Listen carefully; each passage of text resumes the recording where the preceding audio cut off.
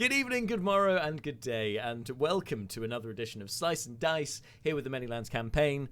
2 weeks later than scheduled, because in the last video, which I was watching this morning, I said, we'll be back on the 17th, and it's now the 31st. So, go figure, that's kind of sums everything up, I think.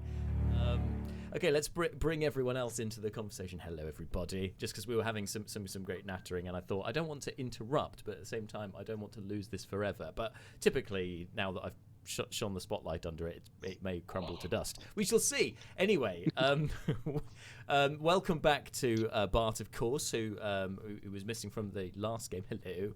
And although the thing we were just talking about before we went live was that whilst the campaign has been going for over 4 years, the events for the core team have been going on for the core characters have been going on for the last couple of months and couple of days in the case of Loralis, and as James just pointed out when in a couple of sessions back, it's like, oh my god, I can't believe you betrayed us after we've known you for 24 hours. It's a very salient point, well made. Yeah, so as has kind of been teased on social media, and certainly we've talked about it in Discord privately. I can't remember how much of it is in the general public space on our server, but the campaign is drawing to a close. We are running headlong into sort of the final act of the campaign, which has given a pause for thought with how far we've come and where we were, and well, I mean, it was pre-pandemic, which was 4 years ago. It's insane. So much has happened. We've had like 5 or 6 prime ministers in that time. What's going on? You're not a reliable measure of time. No. Oh. You've had that punchline saved up for a while, I can tell. Yeah, 3 prime ministers at least. It's been yeah. Yeah, it would have been Theresa May, wouldn't it? So that's 4. Oh god. Yeah, brilliant. Yeah. Anyway, let's not get into politics because that's depressing. Please. Yeah. Instead, let's get into political intrigue in the campaign. The last thing I was pointing out in the chat before we went live today was the fact that why it's a fitting time for the campaign to come to an end. Various shenanigans to do with D&D and certain companies who perhaps claim to own the IP, that kind of thing, as well as the campaign has been going for 4 years, and it's been going for 4 years. It needs to stop at some point. We need to, come on, we need to get somewhere with it, right? Also, my book that I make notes on, this lovely little volume here, I'm on the last page. So I'm on the last page of it. So it seems very appropriate that the campaign draws to a close at that point, as does this book. But we'll get to such sentimentalities, I'm sure, when we get to the actual end. For now, we've got to get to the end. And to get to the end, we need to continue the adventure. Now, before we jump in properly today, first of all, you guys have any shameless plugs or any points of order, anything to mention before we jump in tonight? I'm hearing crickets. Okay. All right. No, not a problem. More dice? Marshall. Always more dice. Always more dice. I'm gonna. Once the campaign's over, you will need to keep periodically posting dice pictures onto the Discord. I hope you realise that. That's how. Don't give him an excuse. He'll do it anyway. He doesn't need one.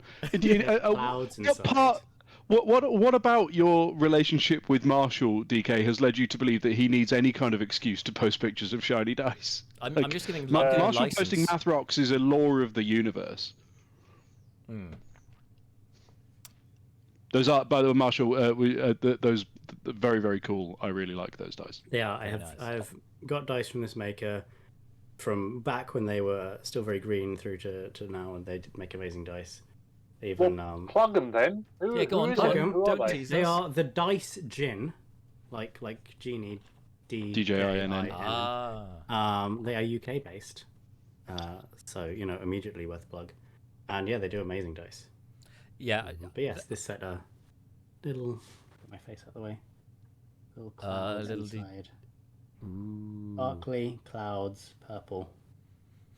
I'm glad you clarified the spelling there, because I was thinking more of the alcoholic variety of dice, and I thought, oh, that's an interesting, and also quite British gin as a spirit as it goes. So like that still works. Just I was drinking about out of a to ask D20. who had the fault each way, because I was like, this is a D&D group. The second he clarified, I was like, oh yeah, he could have meant the alcohol drink. I just assumed, like, obviously it's gin as in genie. Obviously. Well, it's good to know where everyone's minds are at, I suppose. How are you doing, Jack? You okay? Oh, it's just stiff alcoholism has taken hold apparently. We Another do- reason to we end do the have a campaign, shameless guys. plug. I've become an alcoholic, so no, joking. We've got a sad one from Leobrin. Leobrin, what's your HP at? Oh, no, yeah. yes, Oh, I because need to we cross leveled my up fingers. at the end of the last session. And It did go a direction. Oh, that is. Marshall always rolls his hit. Is it now a dice number for that's leveling divisible up by as you 5? load. It might just be if I. Bloody. I It's think definitely the like equivalent of obviously a we crit, were wasn't it? we did break into the Because teens. you sent a picture of it. Actually, no, we hadn't broken into teens. We have broken into You- the teens now. It was under 13. It is now. I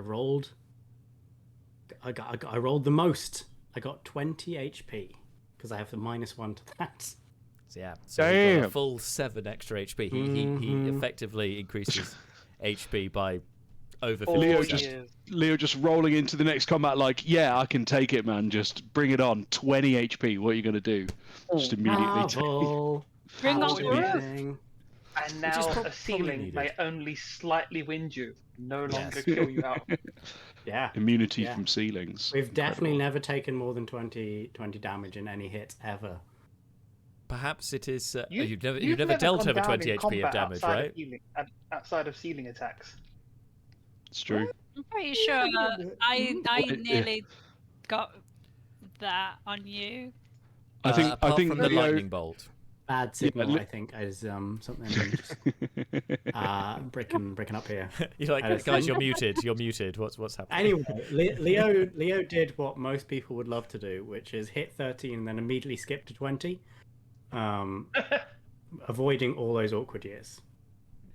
I mean, there's some wisdom in that, I suppose. True facts. Extremely true facts. Okay, so a couple of shameless plugs from me before we jump in proper. Firstly, I've just come in over the chat that our lovely resident #1 fans supporter, Pavel, has resubscribed. Absolute madman. Guess how many months in a row he has been subscribed for? 31. No, don't do it. Don't do it. Jack, what is that in Prime Ministers? That is in Prime Ministers. That is Stop! in Prime Ministers. Three. That is 3. Yeah, that is 3. That's very long lasting. Yes. Well done. Thank you so much, Pavel. Thank you so much for the support throughout. One thing I've been tossing and turning in my mind, but we have not settled on it yet because I haven't even mentioned it to the players yet. Was once the campaign is over, we do need to have a farewell kind of drinks thing, or evening, or some sort of meet up type arrangement You're where we goddamn just have right. it's got to happen, toast the whole thing, and as well as just be in the same room as everybody, because that's how we started. So it'd be nice if we all finished in the same room, so to speak. That'd be great. And obviously Pavel will have to come. He has to be invited. At the very least, I would have very much hope he would attend as well, being that he is our biggest supporter on the channel, and it's got to happen. Also, never got him to come on as a guest star because the stars never aligned. So, but next best thing, come to the finishing the farewell drinks, definitely. Anyway, yeah. So there's that. Also, we've just within the last few hours, I think, from posting on social media, we've been followed by Actual Play UK is now following us on Twitch. Thank you very much for following us. We're not Actual Play currently, but we were, and hopefully one day there'll be some more Actual Play content on this channel. We'll Actual Play can be online. You can. That's what we're doing right now. What? Actual Play can 100% be online. It doesn't have to be. Okay. Oh no, I suppose we are playing in actual time, aren't we? And Actual Play is when it's stuff. not like scripted and edited, or specifically edited. Oh, I thought I misconstrued what that meant. Well, anyway, think. we are an actual play game. Hooray! We're actually playing. Congratulations, you've leveled up to actual play. Without doing anything. I can't believe I've been doing it for this long and I didn't understand that actual play didn't just mean around the table. That actually doing it by webcam still counts. Good to know. Anyway, every day is a school day, especially when you're me. Also, on shameless plugs, I haven't been doing the noises so far. Shameless plug! That was not the shameless plug, but that was just a cue for me to do the noise. The shameless plug is, for those of you who've been keeping track on our Discord, we... a while back had our very first in-person meetup, kind of segueing on from our chat about meeting up for drinks and such, where Dan came along as well. We played a one-shot, which was kind of Spelljammer, but kind of not, because I kind of don't have the book for Spelljammer, so just kind of worked our way into a bit of sci-fi with D&D. That was great fun. There will be another one soon. I don't have the confirmed date just yet because I need to get that plugged in with the venue, but there will be another one coming, and this Saturday is going to be a session 0 for the Lord of the Rings role-playing game, which I'm going to be running at the meetup. So a session 0 where anyone who's interested in playing can join us on Discord via video chat to basically build our characters and make our fellowship of adventurers, so that we can, get to know the differences between that system and 5e, and just create the characters together. It gives me some ideas for working in backstory and things like that. Just a bit of a collaborative effort. So if you are interested, make sure you've joined our Discord so that you can find all the details about that. There is a link to our Discord, definitely on Twitch and on YouTube and all the places where you could watch this. There are links to our Discord. And as I say, this Saturday will be the session 0. There probably will be another one at some point as well, because there are certain people who definitely want to attend who can't make this Saturday. So, there will be other opportunities to get involved should you want to. So there you go. That's a shameless plug for you. Shameless plug! And then I think finally, it only remains for me to lead us into tonight's session. So without any further ado, here is our intro as we join the Manylands campaign here on Slice and Dice.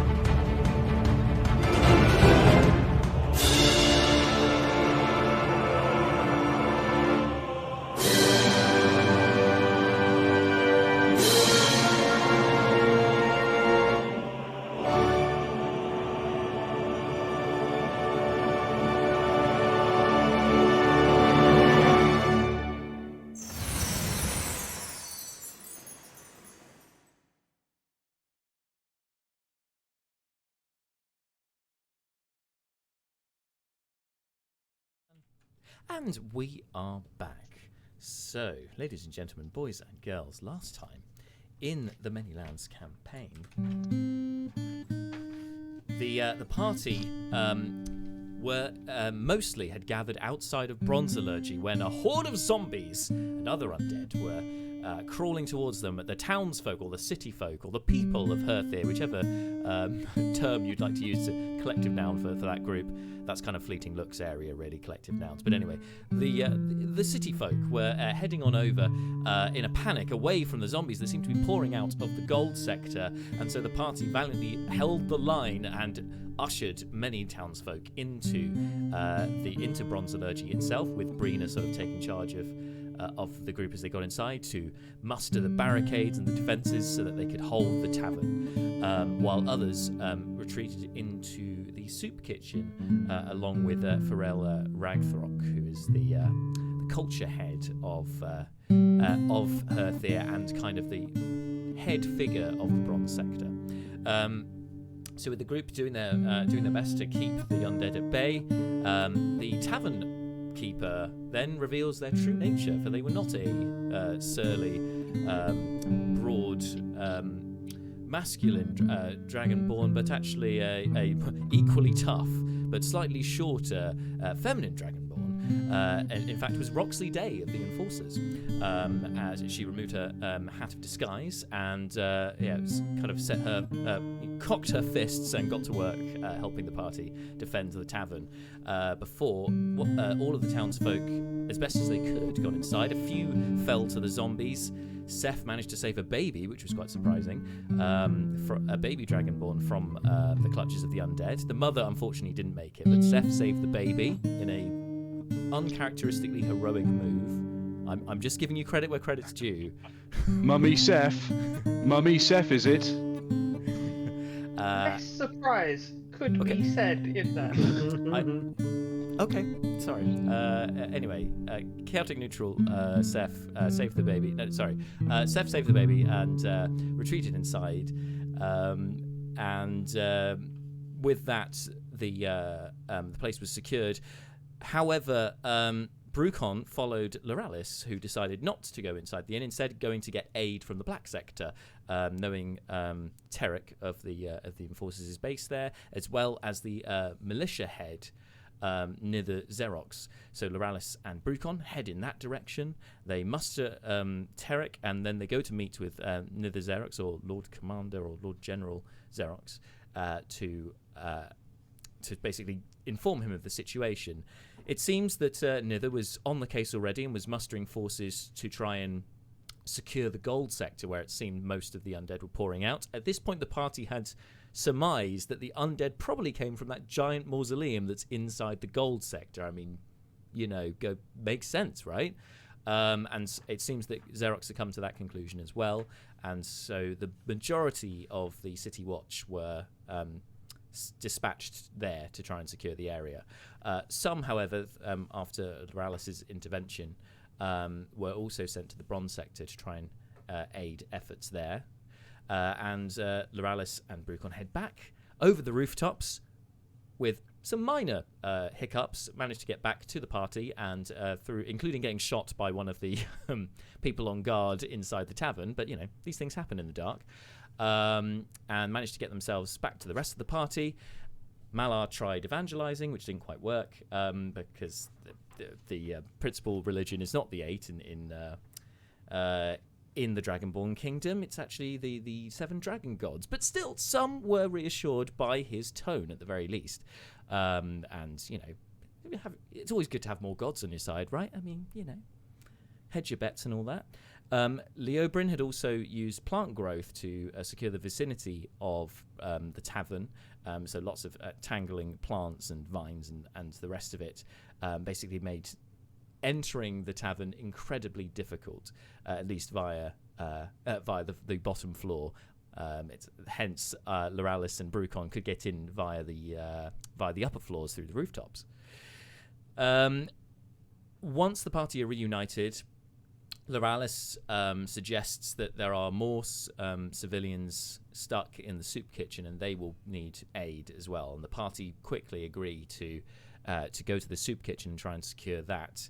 They go via the rooftops, make their way over, make short work of the small cluster of undead that were gathered outside of the tavern, outside of the soup kitchen, and then make their way inside and fortify inside there as well, much to the relief of those inside, including Pharrell. Was very relieved to see the party there. And then the party try and take an uneasy rest overnight until the early hours of the morning. Despite the moans of the undead and whatnot, and general noises of some small pockets of combat and resistance still inside the city, they managed to rest overnight, and that is where we're going to pick things up today. So I know we did watches in the last session, but I'm just going to recap just a couple of little teasy kind of dream sequences, just because we've been doing this throughout the campaign, and this is probably the last time this is going to happen. So there could be some pivotal moments here. Who knows? So first things first, we Leoberin, as you're resting overnight, for the longest time you have felt that your connection to Lady Aranth in the Feywild has been thinned, has been diminished, and that something was missing ever since that encounter where Neris was brought back from the dead, which was like session 14. It was literally 4 years ago. But yes, for the longest time, this has been the case, that some of your magical essence that was granted to you by your patron seemed to be absent, for lack of a better word. Yet after the dispatching of the hags, with Alice's patron among them, something that you felt suddenly slightly more whole, like a piece that was missing has made its way back to you. And in your dream overnight, the same vision of Lady Aranth on the chaise lounge appears again before you, but this time clearer than ever. And this time she extends her hand out towards you and asks you to join her.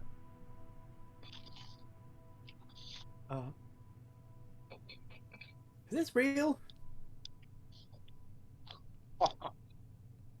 In a sense, it is, and in a sense, it is not. Okay. Well, oh, all right then. Yes. Yeah, we'll take a hand. You take her hand, and immediately the kaleidoscope of colour sort of washes over you, and the Feywild itself now appears as bright and vibrant as it had in your as it had when you visited it yourself. In your dreams, it's been slightly sort of faded. There's always been a shadow over it, and it seems that shadow has dissipated. And she looks you in the eyes, Lady Aranth. I believe it's she's got like pink hair, right? Something like that. Is that kind of colour? I thought she had blonde hair. Wow. Been a while, did I have her? It's strawberry blonde. I sent it to you. Sure, why not? Let's go. Yeah, let's go with it. Anyway, she looks at you. Her long locks, pushes them sort of aside from her eyes to give you, so she can have fix your gaze better, and says, "There was something that had a hold of me, and of you, and our connection. I don't know how, but it has gone."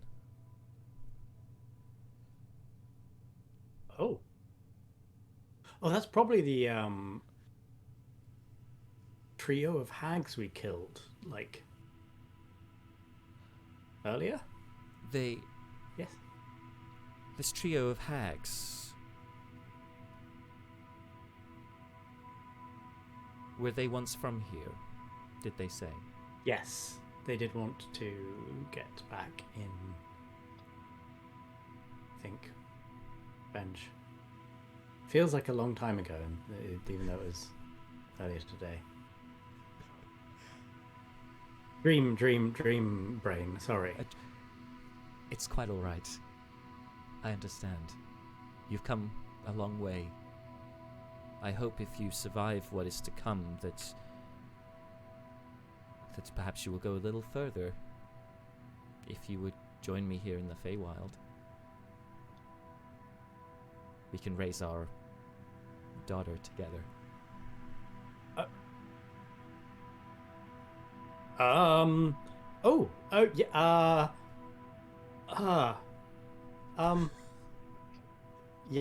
Yes. That was unexpected. Daughter, you say? Okay. Yes. Sorry. We're sort of dealing with zombie hordes. I was not expecting this. No. Yes. This is great news. Good. Stay well. And know that wherever you are, that a part of me is with you. Okay. Don't waste it. And Bye. then she pulls you in closer and kisses you on the cheek, on the very spot where your where the kiss mark is that radiates whenever you cast a spell. When you awake, Leobryn, shortly after this moment, firstly, the kiss mark is pretty permanent at this point. It's very visible, but also, as she has said, the connection to Feywild seems to have been reinforced again, and now you get that spell slot back. You no longer have lost the spell slot. Yep. And you have Fairy Fire again. Fairy Fire. Yes, Fairy Fire is back. Bring it. Invisible enemies, I got you. Exactly. Just kind of linking onto that, let's visit Seth's dream. These are always great. And in no way do they continually fuck over Seth somehow. He's just there with like, popcorn. Here we go. Bring it on. How I don't care which bad can it god's get? here now. Seth, you are visited again by the elegant elven lady, or spider lady, as we will just refer to her from this point. Spider lady, yeah, with her, because she had the kind of the throne with the spider legs on it, resembled a spider, kind of arachnid vibes. Yeah. You see her in your dream. In the darkness, she's there shining. She's in a bath. She is barely clothed in the bath, and as you look closer at it, it is not water that she is submerged in the bath. It is in fact something a bit thicker than water, of a dark red hue. Wine, of course. Of course. She is washing her hair, and she kind of just looks up absently at you. Oh, my champion. Yes, you have done well. I'm bathing in the blood of your enemies, soaking in it. It is marvelous. You have done so well. Thank you. We've had a lot of enemies to send your way. Happy to keep the supply coming while I have my magic. Join me. She gestures to the other end of the bath. Am I wearing my clothes? You are, yes. You are clothed. I'm going to take just my jacket off. Okay. And get in. Okay. Really? I'm sorry, it's nervous laughter. I'm sorry. Just gonna get it fully clothed other than the jacket. Fair enough. Okay. It is very thick. Thicker than wine.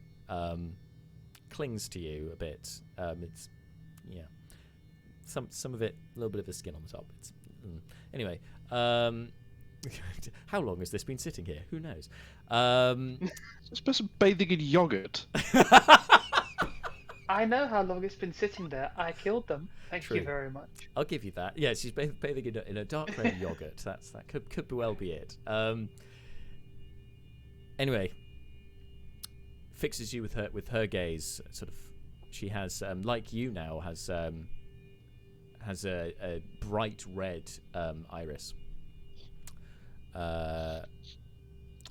and gazes at you, analysing you. It seems. For a few moments, says, to think, I did not think you were strong enough for the gift that I gave you. I was going to have you turned into one of my driders, but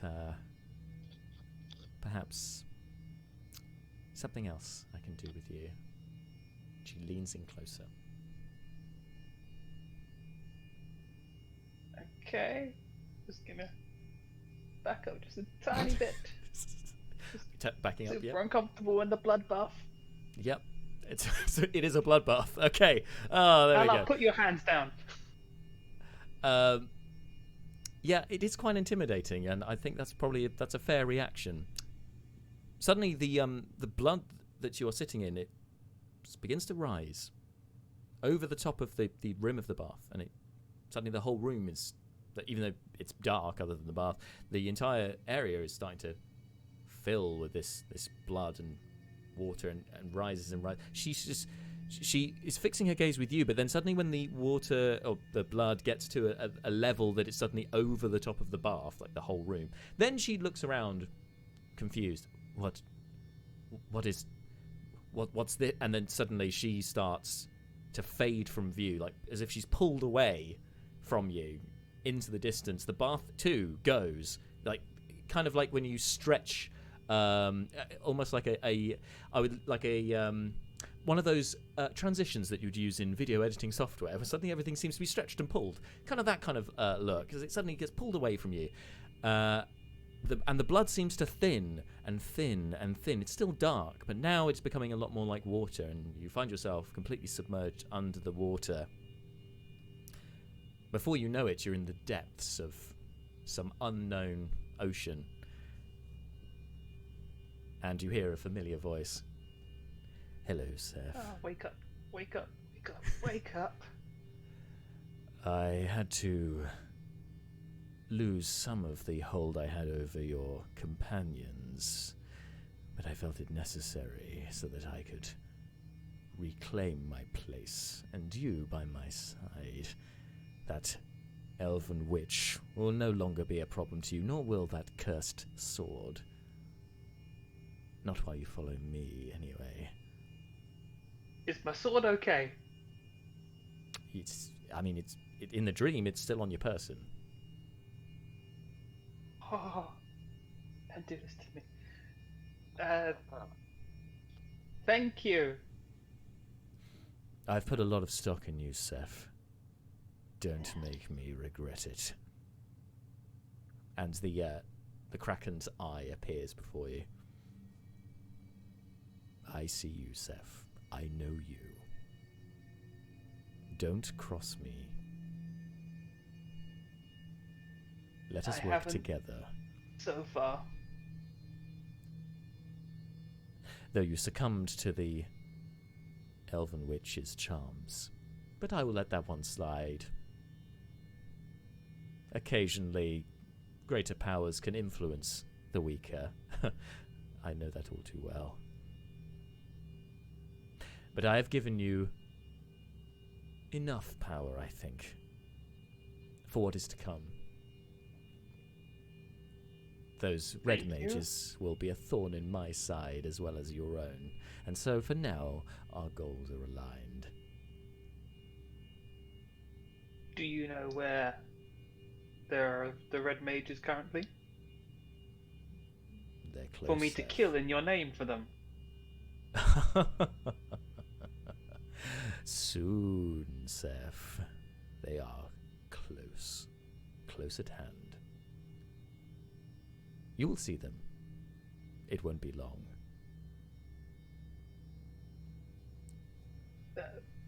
Thank you. And with that, the Kraken disappears.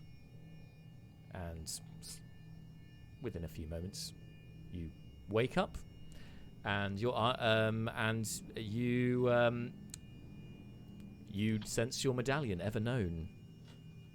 The swirling shadow that engulfs it most of the time, still present, but you feel the arcanic energy stronger than ever from this item. It appears you have unlocked another property of the medallion. And your scimitar is still there. Great. Is it still magic? Does it still do stuff? Is it still fast? You think so? You'd have to try it out, but seems to be. Seems the same as before. I try straight away. Is it still speedy? I don't care if people in the room. It's pretty quick. Yeah. It's pretty quick. Okay. I mean, are you going to cut yourself or something? I mean, how are you going to know about the other effects? I don't care about the blood effects. I want to know if it still Oh, okay. does Okay. scimitar speed It shift. appears to still be a scimitar of speed. Yes. Okay. Okay. Don't scare me like that. Okay. Okay. All right. All right. Sorry. These patrons like to. This patron likes to play with you. So sorry. Sorry. What can I say? Yeah, I still have my sword. I don't care what god demon person does to the soul. Just leave the sword, please. Of course. Of course. All right. With that out of the way, dream number 3. So I think we've taken care of the warlocks. Yep. Or part warlocks anyway, as well with Seth. Yes. Brucon. You've been sleeping peacefully, and for the longest, this uneasy sleep gives you time to reflect on your journey, your personal journey, your goal. That you were looking for a certain item, a certain liquid that would bring some harmony, perhaps answer the unanswered questions. It was kind of your pilgrimage of a sort that you've been on, and it's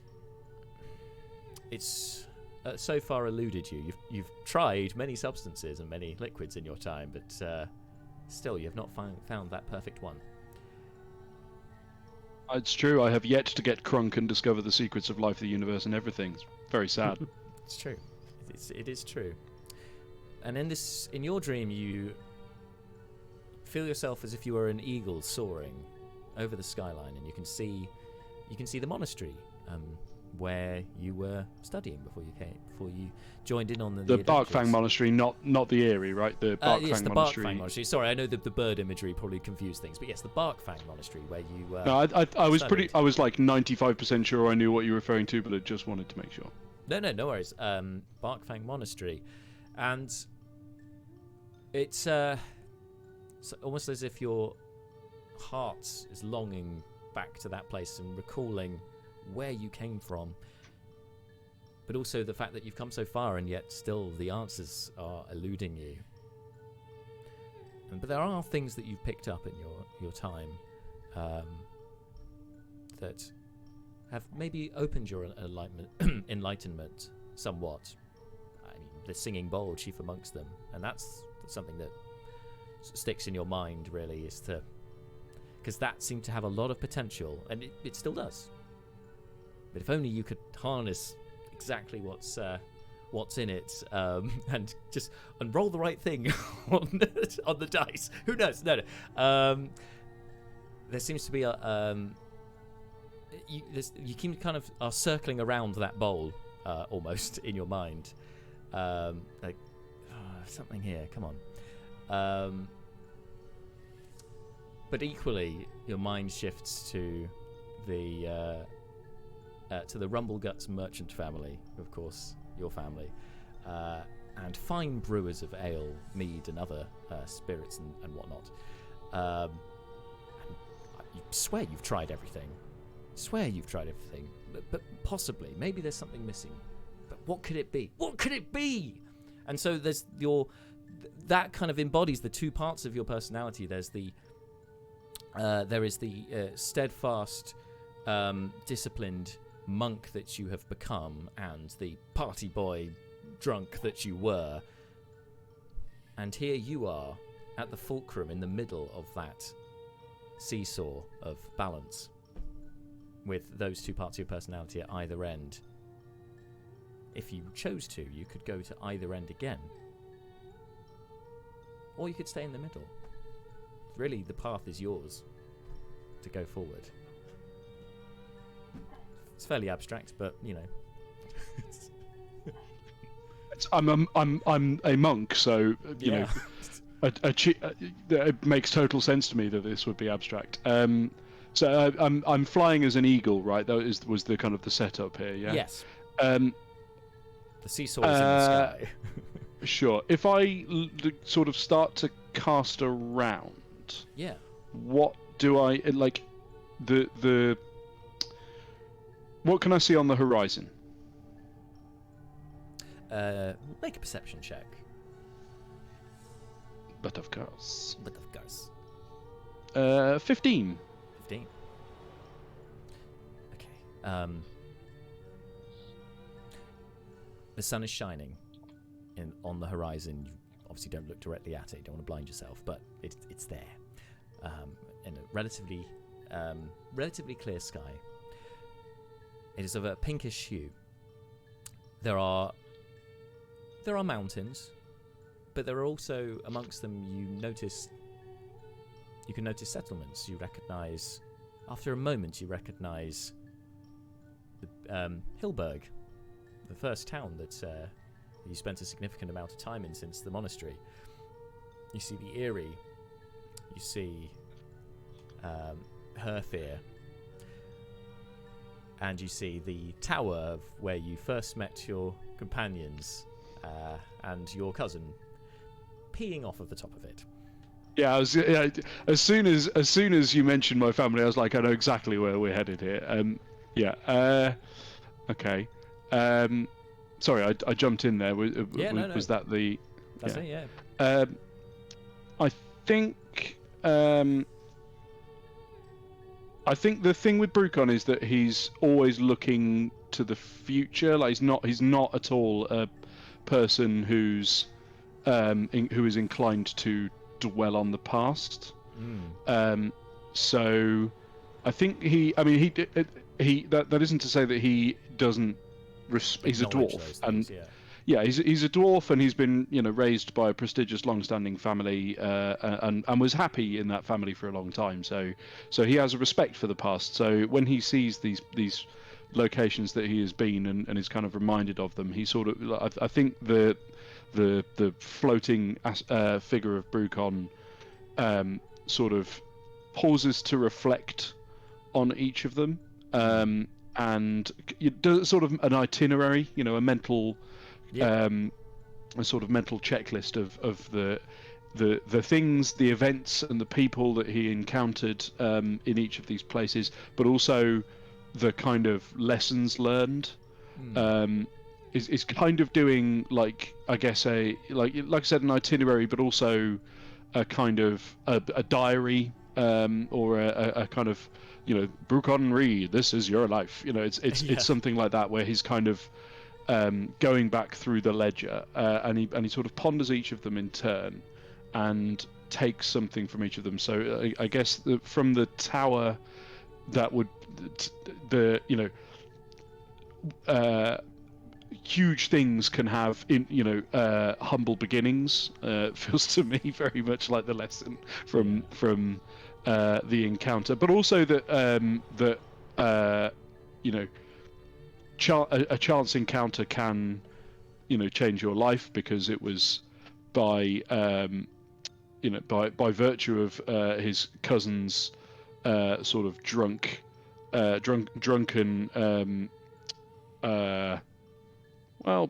public urination that caused him to fall in with the rest of the group.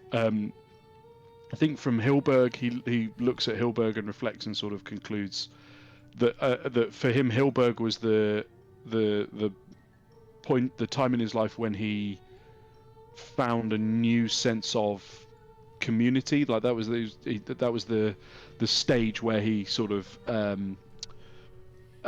went, this group of people that I've fallen in with through random happenstance could actually be.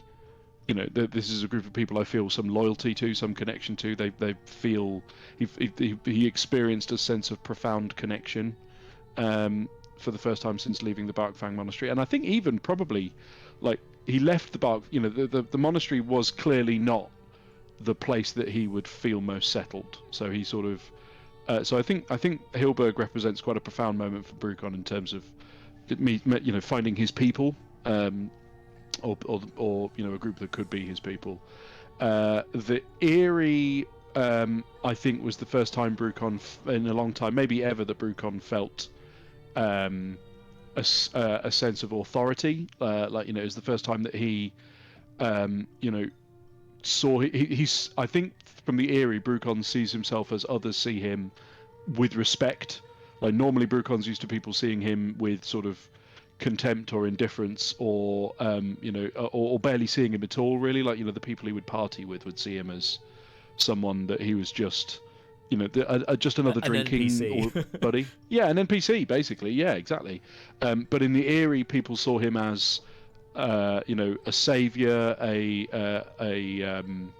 worthy opponent, a person to learn from. I think he in particular remembers. I'm afraid Bart cannot remember, but Brucon definitely would remember the name of the leader of the monastery. Oh, Master Talon. Master Talon, thank you. Yeah, Brucon definitely remembers Master Talon and thinks back on the conversations that they had and the meditation that they had together. And then for Hurthir, Brucon feels like I think the thing he takes from that is a kind of a logical extension of that, which is that there's there are times where you've got to step up and do things for other for the sake of other people, and so he kind of views all of these places he's been and ponders these kind of these experiences that he's had and the sort of lessons that they've taught him, and then he again doesn't look at the sun, doesn't look into the sun, but he does again look to that sort of hazy horizon, the kind of the untrodden path, and I think he feels drawn to it, but this time, rather than trying to, I think basically, Brucon goes through this sort of mental itinerary, thinks about the experiences that he's had and the people he's interacted with, and I think he lets go of that original. I think Brucon kind of goes, you know what? I don't think I will achieve oneness with the universe by seeking after some mythical beverage or elixir. I think the conclusion that Brucon reaches is that was a good, useful starting point for him. It set him on the path that has taken him to where he is, but it's not actually the thing that he's trying. It's not the it's not the secret to achieving fulfillment for him. Right. And so, reaching that conclusion, Brucon will sort of soar. Brucon, Eagle Brucon, will soar into the sky. Let go of that lingering. I think he lets go of the both sides of the two kind of polar ends of the spectrum that he was coming from. He lets go of the need for this elixir or this kind of secret to the universe, and he lets go of the kind of the hedonism that previously defined him, and I think Brucon embraces it. I think Brucon now feels like he doesn't feel like he's mastered it, but he now feels like he understands what the purpose and value of the concept of balance actually is and what it means for him, and fully embraces it. I love it. That was wonderful. If you don't have inspiration, have some inspiration. If you do, you can gift inspiration. I didn't have inspiration, so I will gladly take it. Oh, that's lovely. Although I can't. Oh, hang on, I need to log in. Helps if you're logged in. Hello, IT. Have you tried turning it off and on again? In the final moments of your dream, as Eagle Brucon takes to the sky, carving his own path now with that balance in mind, the sky reddens, and on your left, on your right it reddens. On your left, it darkens and crackles with energy, as if a storm is on its way. And you look to your left, you can see a bronze dragon, the one that's visited you in dreams before, rearing its head, but it isn't looking at you, it's looking past you, because on your right is a great red dragon, and it seems the two are about to do battle, and you, Eagle Brucon, are in the middle of that. And it's where your dream ends, really, at that kind of cliffhanger.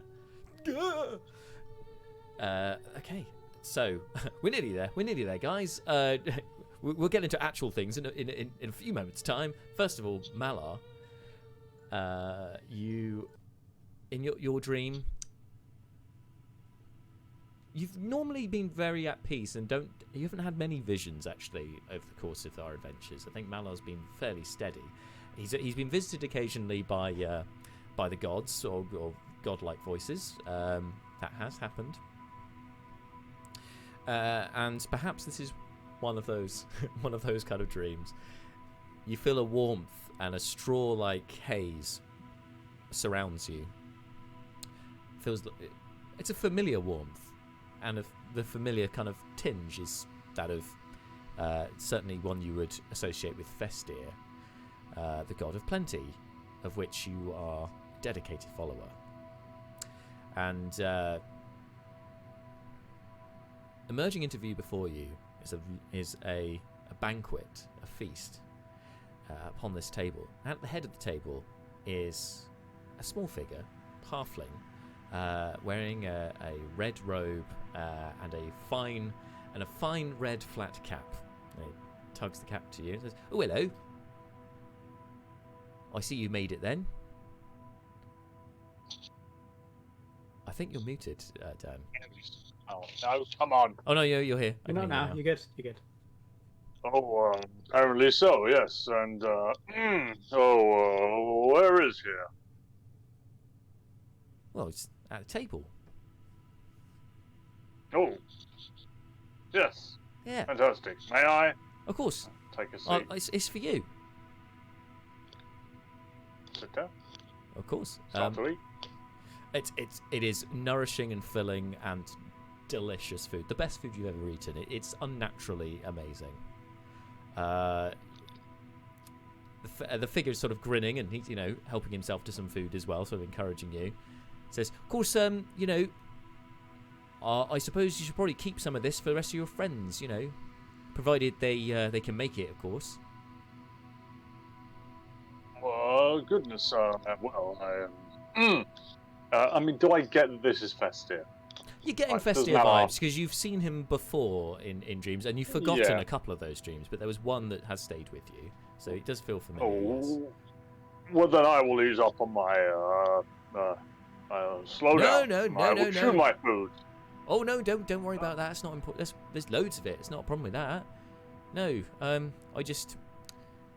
just not. Well, they might not make it here, is all. Suppose you can help with that. Though. What do you mean?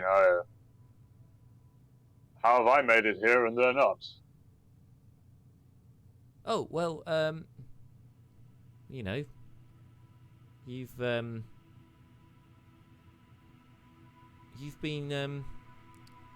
very good to me and to the 8, and well, you're the one who would benefit the most from this, I thought. You've always used me to help your friends and to help the cause.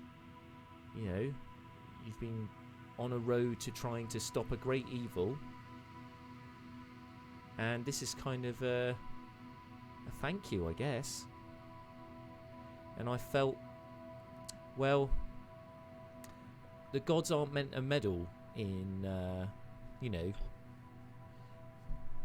what happens, fate and all that.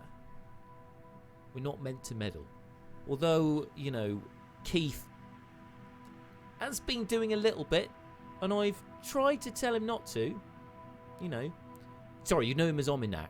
Anyway. I'm aware of Keith. Yeah. Well, his followers are a bit strange, I'll be honest. Because he has that effect on them, because he's a bit of an odd sort. Anyway. Well, I just know that, well, as a dedicated follower of Hurthir, you can call me Steve, by the way, but as a dedicated follower of Hurthir, you have been doing amazing things to help against the great evil, and it's only fitting that someone who has evolved so much over the time that they have been fighting this evil, all in the name of the 8, receives something, for that. Now, I don't do it for my own personal reasons. A gift is not necessary. Just knowing that you're there and that I can help people in your name, and you can help people in your name as well. You're helping me to help you, to help them, to help me, to help you. It's a big circle of helping and giving and helping again. I seek it. Yeah, I do it not for small trinkets. It is a calling, and I truly enjoy this. Steve. Spoken like a true follower of Vestir.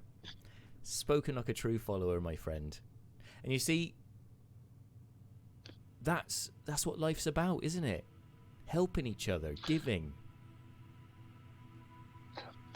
I believe so, but I suppose jumping back a moment, you said my friends may not make it to this festivity.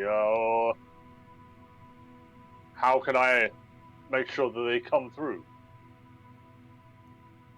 Well, you'll just have to be there to make sure that they do.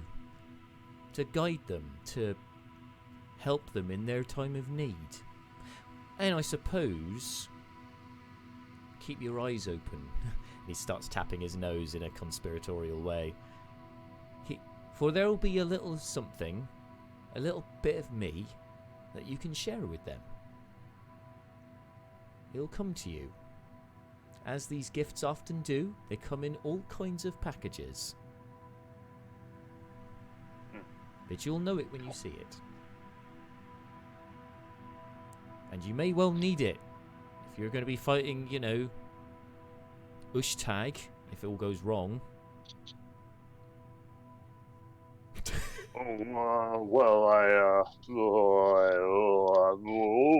Goodness. Sorry, I don't think I was meant to say that. Wait, you should probably tell me more about Ushtag. No, I'm not meant to meddle. I can't. I shouldn't have said that. But curse these lips of mine. No. Just watch out for the gift. All right, You carry a lot for your party, and this should help. Should help you carry it further. Just, all right. Mind how you go. Oh, okay. Are we fading out now? He is fading out. You don't appear to be, but he and the table appear to be fading out. Yes. I'll grab a grape with my nose. I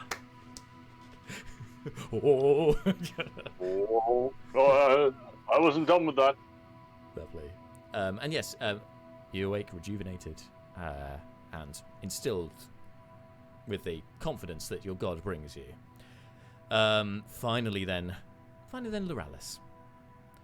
For the first time, you get a good night's sleep, not haunted by visions because Ethel used to visit you repeatedly. She spent a lot of time in sort of the dream world and the ethereal plane and stuff, and would often talk to you and whisper to you through then. And this night, at last, nobody is trying to get into your brain.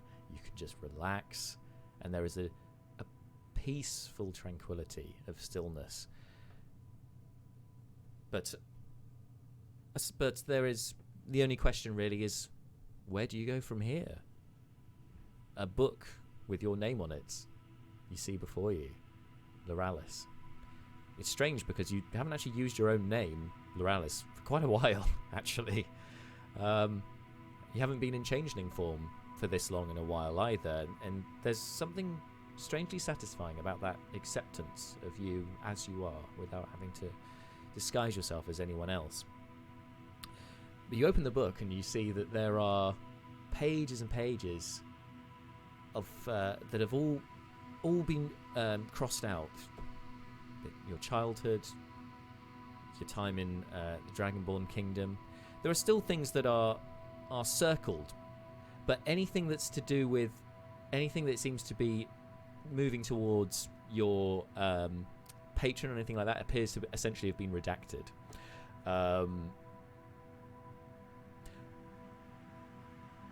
And then there are you finally get to about halfway through the book, and suddenly there's no more writing. It appears there are many more pages still to be written. But again, it's blank, and with a blank canvas comes opportunity. Cool. Should probably just close the book and then just try and embrace the peace and the quietness of it all. Why ruin it? Yeah, right. 100%. Feel ya. And there you go. So each of you come to an unnaturally considering the situation, you come to an unnaturally peaceful awakening. But soon enough, reality hits that you are back in the Dragonborn kingdom, and, well, a zombie apocalypse appears to be taking place. There are undead littering the streets, and hooray! I know. It seems that they are mostly in order. Overnight, nothing too much has got out of hand, but you can still hear the groans and so on, the sounds of battle. But the soup kitchen appears to be unscathed. As you all gather together, it's about dawn when you start rising and forming yourselves together. You've still got Neris and Roxy Day, the Enforcer's agent, back at the tavern. They were looking after bronzalurgy while you're here in the soup kitchen. And the last instruction you had from the Commander Bolt of the Enforcers was for the agents to hunker down where they were and secure places for the people. That's the last instruction you've received. But of course, you are creatures of free will. It's entirely up to you what you'd like to do at this point.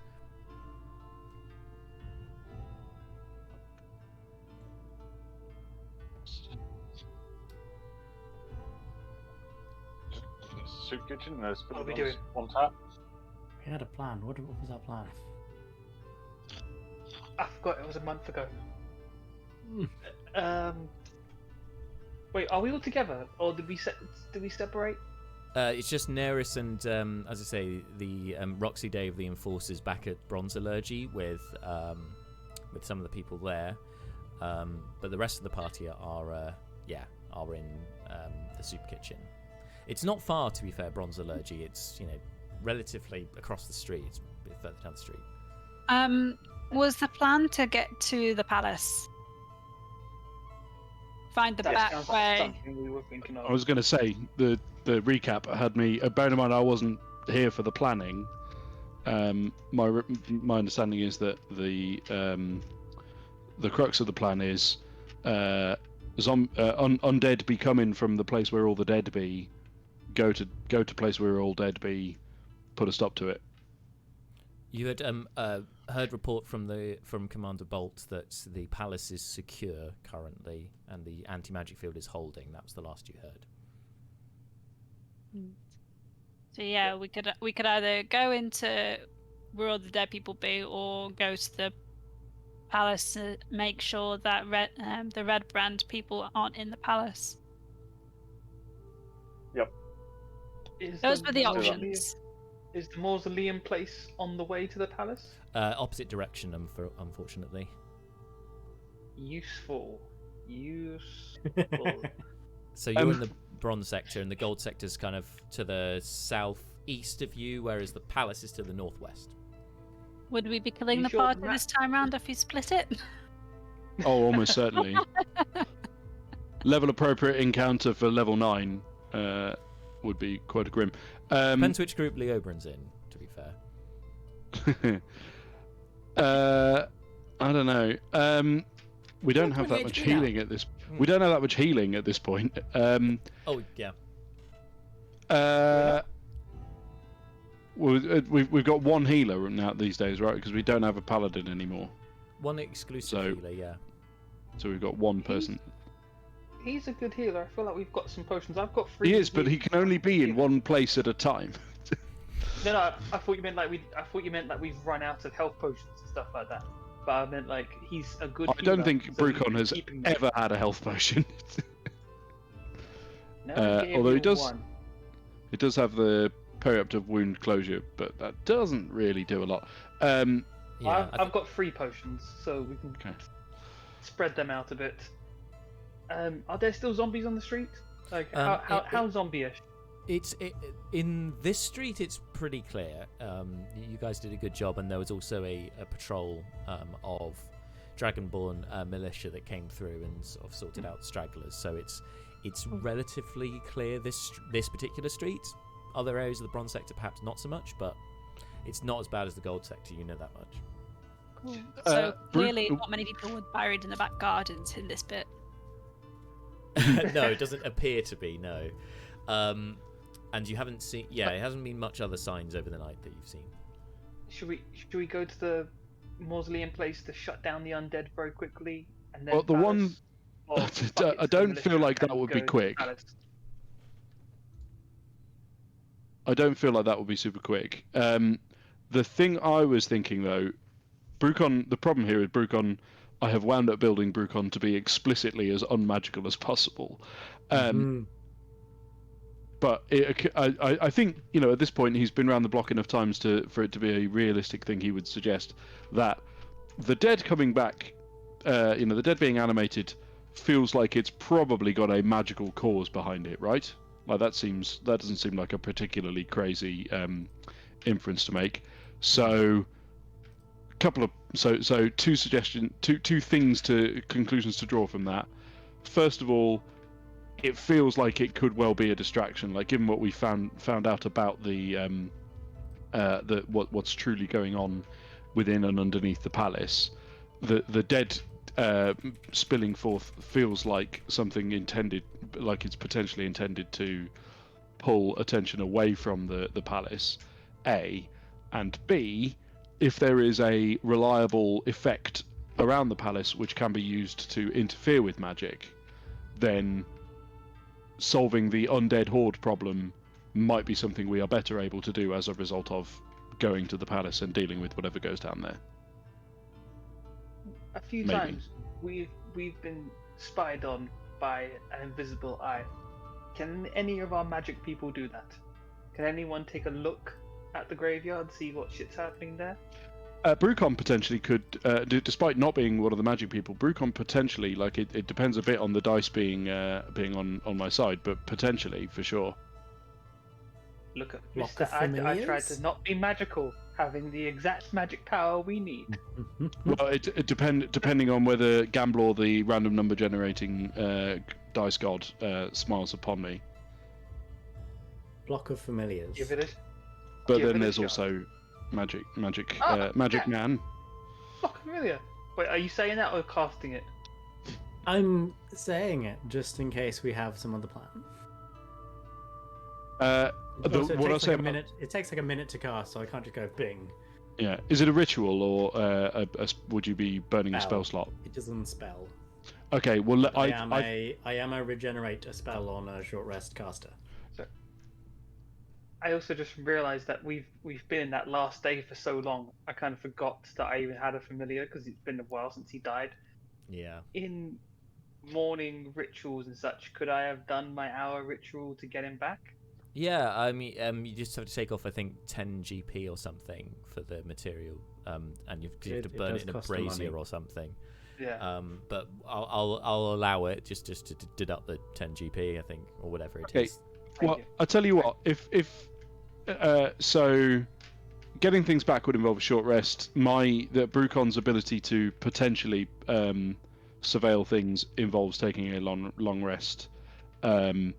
And might be, potentially anti-magic field. No, that would be okay. I think Brucon will pull out the singing bowl and go, let me just see if there's something I can.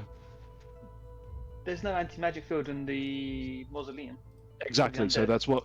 So what Brucon's going to do is see if he can surveil the mausoleum. Because he wouldn't be able to do it on the palace. So I think Brucon will pull out his singing bowl. I also feel like he's a bit more kind of... So he's a bit more inclined to go for this kind of solution now than he would have been before as a result of his experiences last night. Also, maybe a little bit more kind of... open and upfront about it, so he'll pull out. I think he'd pull out the singing bowl and kind of maybe go to a corner so he's not in the middle of a conversation, but kind of you guys see him going about his kind of meditative practices here, and I am going to. Sorry. Have we ever seen you do this? I don't know that you have. Yeah, I think this is something that Brucon has sort of obliquely alluded to before, but never actually just straightforwardly just going to shown turn to the rest of the party. He's talking to a bowl. Is he okay? I mean, he wouldn't be talking to it, but he'll be contemplating it real deeply. Yeah. Right. Okay. Here we go. Really intensely at that bowl. Yeah. Watch me now roll like a. Watch me roll like a 1 or something now. And 1 is get a free wish. No, it's this is what's happening. This is a D100 roll high for good stuff. Here we go. D100 plus your monk level. Yeah. Okay, that's a pretty good roll. So that would be 89, which allows me to cast clairvoyance. Interesting. What? Which is quite useful under these circumstances. Methinks. Yeah, sounds good to me. Let me just remind myself how exactly it works. I'm glad you're saying that because I was hastily in the background typing clairvoyance 5EV. Quick, bring it up. Yeah. Right, create a visible sensor within range. The range is 1 mile. Is the mausoleum within a mile? I would say you could make an approximation. It should be. Cool. Okay. Obvious location. So, location familiar to you, place you visited or seen before, or an obvious location that is unfamiliar to you. Brucon went to the mausoleum with Malar way back, as I recall. I say way back, yes, like 3 days ago. Yeah, a few days also ago. 2 years ago. So yeah, I think Brucon will cast clairvoyance through the bowl. That's a fucking thank you, dice. Thank you very much. And going to choose seeing, I think, because you have to choose whether you want to see or hear. Brucon will choose to see, and I think what Brucon would do. Well, let me ask you, Jack, and I don't mind making it like maybe I make a history check or something. Can Brucon think of based on when he went to the temple before? We keep calling it a mausoleum, but I think it's really a temple, right? It has a mausoleum, but the building is a temple. It's referred to as a mausoleum because open worship is kind of outlawed in Hurthir. Gotcha. Oh, I see. Okay, gotcha. Okay. I think is there like a kind of can Brucon remember a like a kind of a grand dais, or yes. is there a particularly kind of auspicious location within there other than inside the front door? 100%. Yes. There is. Sweet. In fact, recall a load of some opulent graves. And you'll remember particularly the staircase leading down to those opulent graves, casks, because that was where there was a bit of a social faux pas involving Malar and Brucon, and you had to hastily exit via those stairs because of said faux pas. Cool. Yes, Brucon will focus his meditative energies and place a sensor in the best possible position he can recall to survey that area of the mausoleum. Of course. So as you do so, you can see that the many graves and as I say, casks and anyway, other such have all been disturbed and have all been broken open, and there are undead dragonborn shambling through. Most of them headed up the stairs. It's actually not super busy down here. It seems to be emptied, but there are still some bodies down here. Stragglers. Some skeletons, some stragglers. for lack of a better term, it's very good. And some of them with flesh clinging to them. Other corpses are just skeletons that are roaming down there. There doesn't appear to be any particular item that's giving off an obvious magical essence that could be, the source or whatever.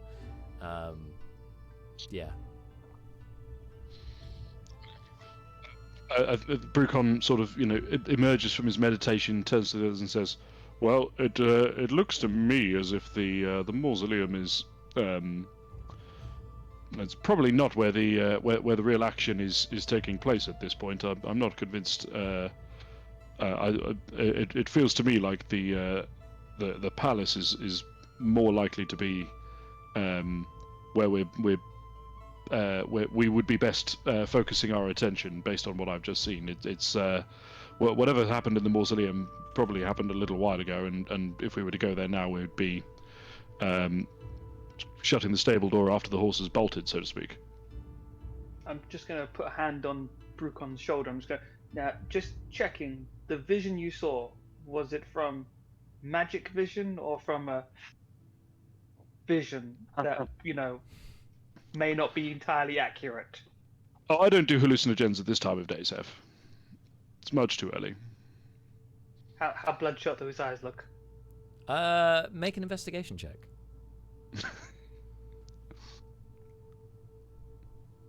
Yeah, quite. Oh, natural Pull 20. Oh, this Whoa. is what I get a natural 20 on? You fucking love. You want to know? His eyes look pretty clear. You do note, with a natural 20, I'd say you note that those eyes have seen things, man. There's like a... He's got like the full 9 yards stare. Been on some bad trips in my time. Yeah, we've slight been the yellowing cause in of places. Yeah. Oh my god, I'm coming down! No, but, we're good. Yeah, I mean, he's clearly had some party days, and quite recently, I mean, you recall the nation's favourite, and I believe he took the Fallen Star Got shit-faced yesterday, yeah. Yeah, he Yep. got absolutely drunk. Got Oh, yeah. mangled a little bit. This was a valid question. It's an Yeah. entirely valid question. I'm not objecting at all. Yeah, no, it makes total sense. However, to check. But yeah, I think you would see that, like, Brucon has, but Brucon's for Brucon pretty in touch with the real world right now. Yes, and Brucon so much so that you in fact notice that Seth no longer has red eyes. His eyes are back to their normal colour as he stares deeply at yours.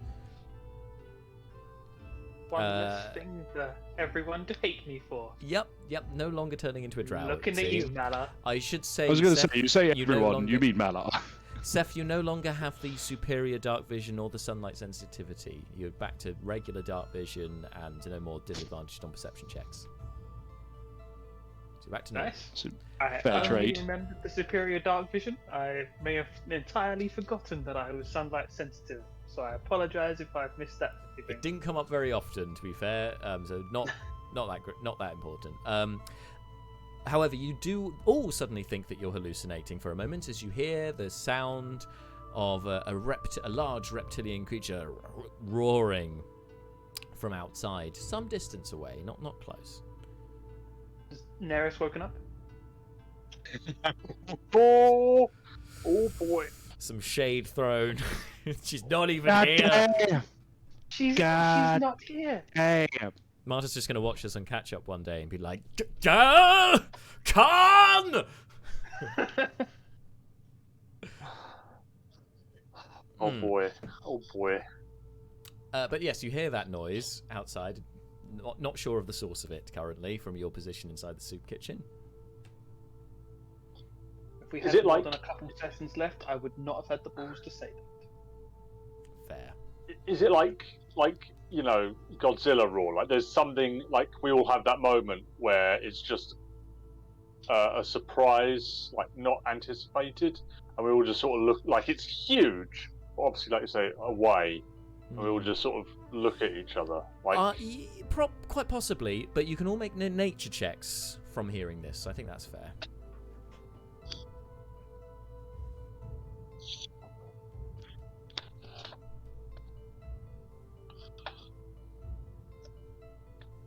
You're 16. 16. You're 16. I do declare. Sorry, it's the wrong accent for I do declare, but I do non-natural declare. What was that? Sorry, Seth? Non-natural 20. A non-natural 20. Well, both y'all recognize the roar is that of a wyvern. You've come across wyverns before, so recognize that. Hang on a moment. The Wyvern Riders. Of course, the blue sector. That's where the Wyvern Riders are from. Maybe the Wyverns are getting involved. That's good.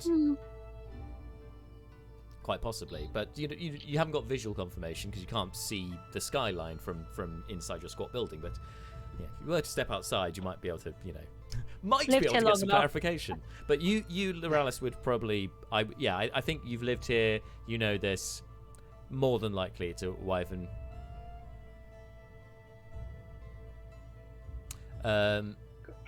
Yeah. So we're heading to the palace. Yes.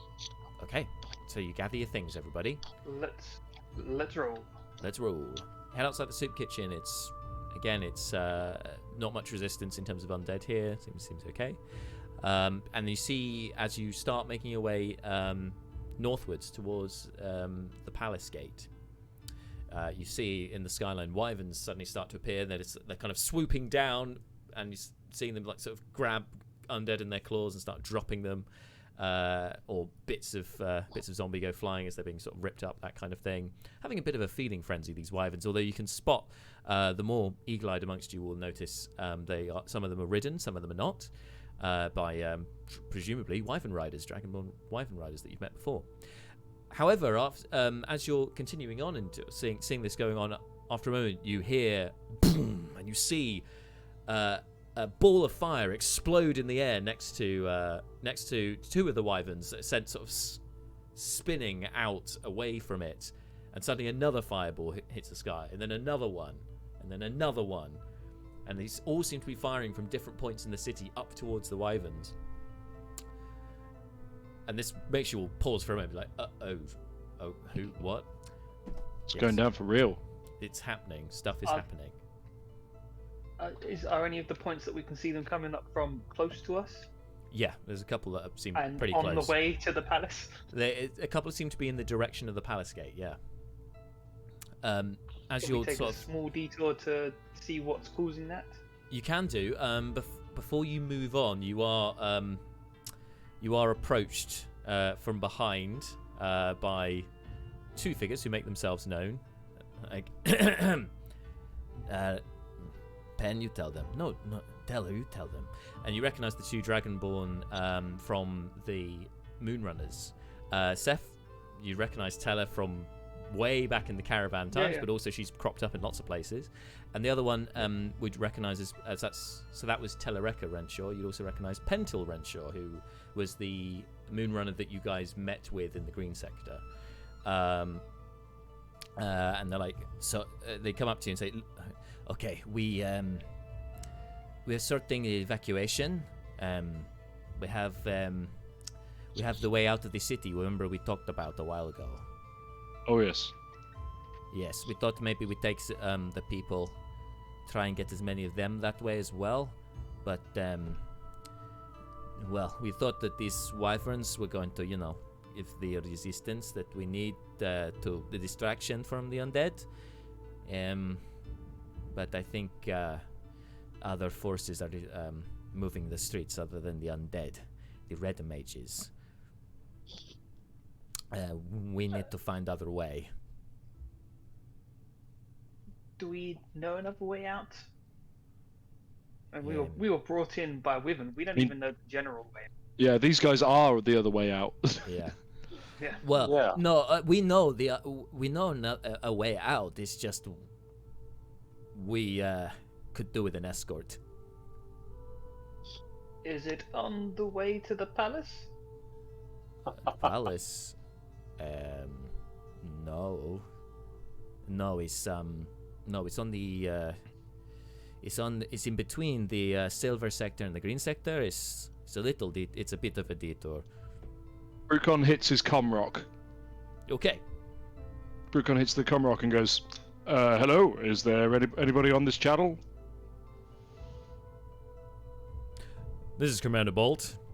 We're here, Brucon. How can we help? Well, Commander, we have some allies here who are trying to escort civilians out of the city and away from danger. They very reasonably concerned about, everything that's going on. We have another task that we need to complete. I'm wondering if you have some men you can, or women of course, but if you have some officers you can spare to provide cover, support, assistance for the civilians who need to get out of here. What is your location, Brucon? We're Bronzalurgy? Well, you're in the bronze sector, yeah. Yeah, we're in the bronze sector, close to Bronzalurgy. Okay. I'll get Agent Day, Agent Tarek, and Agent Gibraltar. Are you there? They all respond. Agent Flintlock, Agent Skull. They also respond, but they sound pretty scared. We're stuck in the bank. Yeah, we went in there to get some change, and then this whole thing went off, and now we're kind of holed down here with the dwarf guy that owns the place. I think we're okay. I think. You hear an audible sigh from the commander. Fine. Agents Gibraltar, Tarek, Day. Can you get to the bronze sector? Over. And they're like, affirmative. And they all... Roxy adds, I'm already there, Commander. Already here. The pit champions were here. I've got one of them still with me. Where are the rest of you? Yeah, just obviously to Brucon.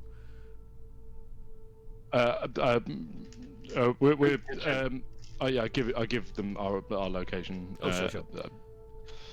Sorry, yes, I haven't actually given you the precise locations. That seems entirely fair. You give the location. Okay. Okay. Where are you? Well, I tell them where I am. Tick. All right. I've got a lot of people here. If you can double back to Bronzalurgy, we can run an escort from there. Gibraltar, Tarek, get here quickly, and they both confirm.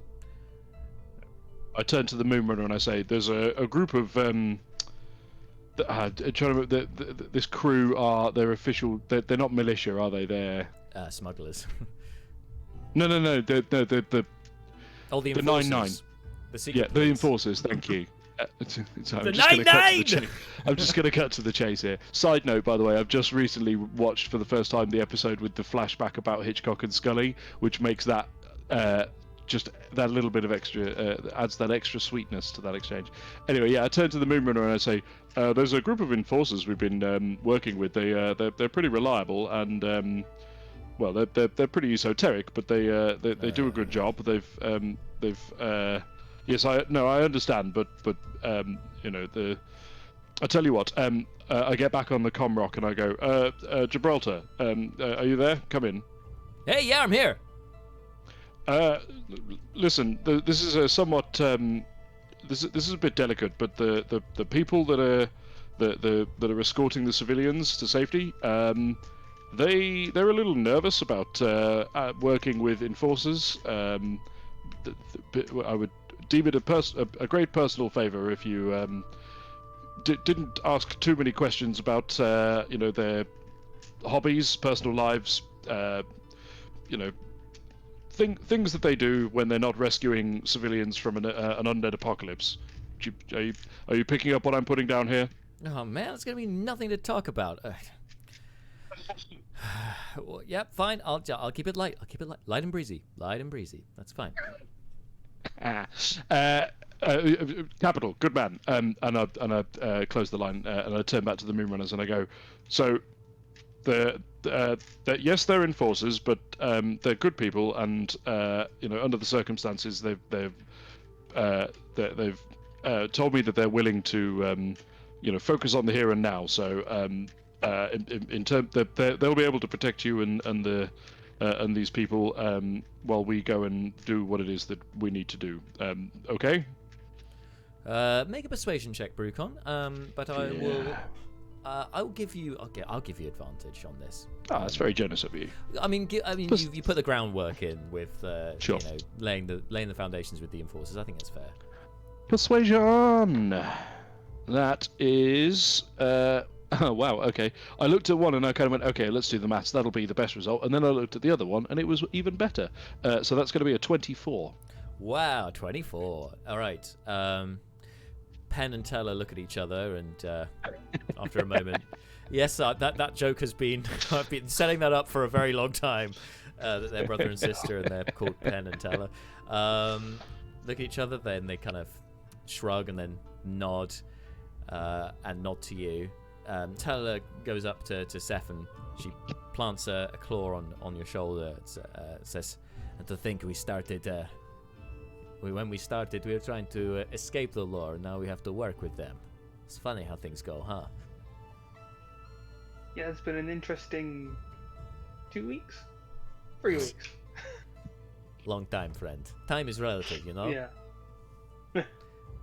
Hey, before we go, we had a few items we brought with us. You know, like all of the lockers on the street corners were opening with weapons and stuff. Well, our people had already broken into a couple of them, so we already had some weapons, you know. So if you need anything, we have some armor. We have this sort of thing. You, and it points over to Loralis. I have breastplate armor. I think would fit you if you want this. Sure. He hands you some breastplate armor. And it appears to be of a suitable size for you. Oh.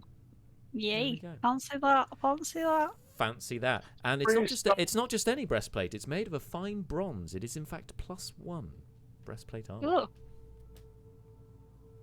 You can wear armor. Thank you Enjoy very the much. armor. I think one of the few adventurers who actually needs armor, or at least medium I've always armor and had above. armor. No, sorry, medium or above. I think you've always been on light armor, so it's like, here we go, have some fancy armor. Here we go. Okay. Yes. Also, you know, there's a few things. We put some provisions and stuff, a couple of caltrops, ball bearings, rope, this kind of thing in a bag.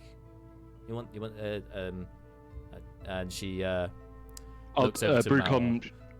Brucon shotguns the caltrops. Oh, sure, and bag of caltrops over to Brucon.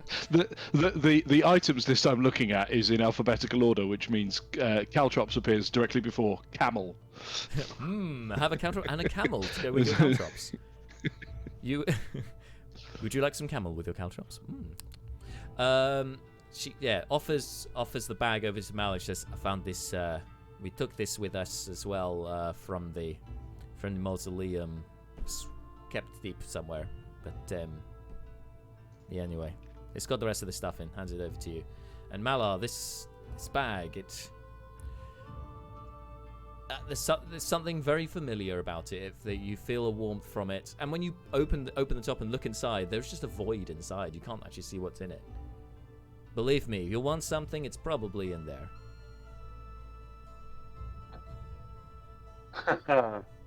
Can I turn it inside out? Yes, you can. I'll do that. Turn it inside out, and all sorts of gems, chief amongst them rubies, come tumbling out, along with a lot of food. No, listen. You might have heard me say a lot of food. What I said was a lot of food. A lot of food. A couple of barrels of water, like full-on casks of water, like emerge out, which is, you know, you didn't think could fit in that bag, but there we are. And a couple of bottles of wine, one of which smashes on the floor immediately, but a few others survive the impact. When the bottle of wine smashes, you hear Brucon make a little sad noise. That's it. His character development consists of him just going, "Aw," and then moving on. I like it. There's bigger fish to fry. That is an arc right there. Yes, plenty of items. A very balanced response. Plenty of items in there. This, Malar, you sense immediately is what Festir was talking to you about. This is the haversack of plenty.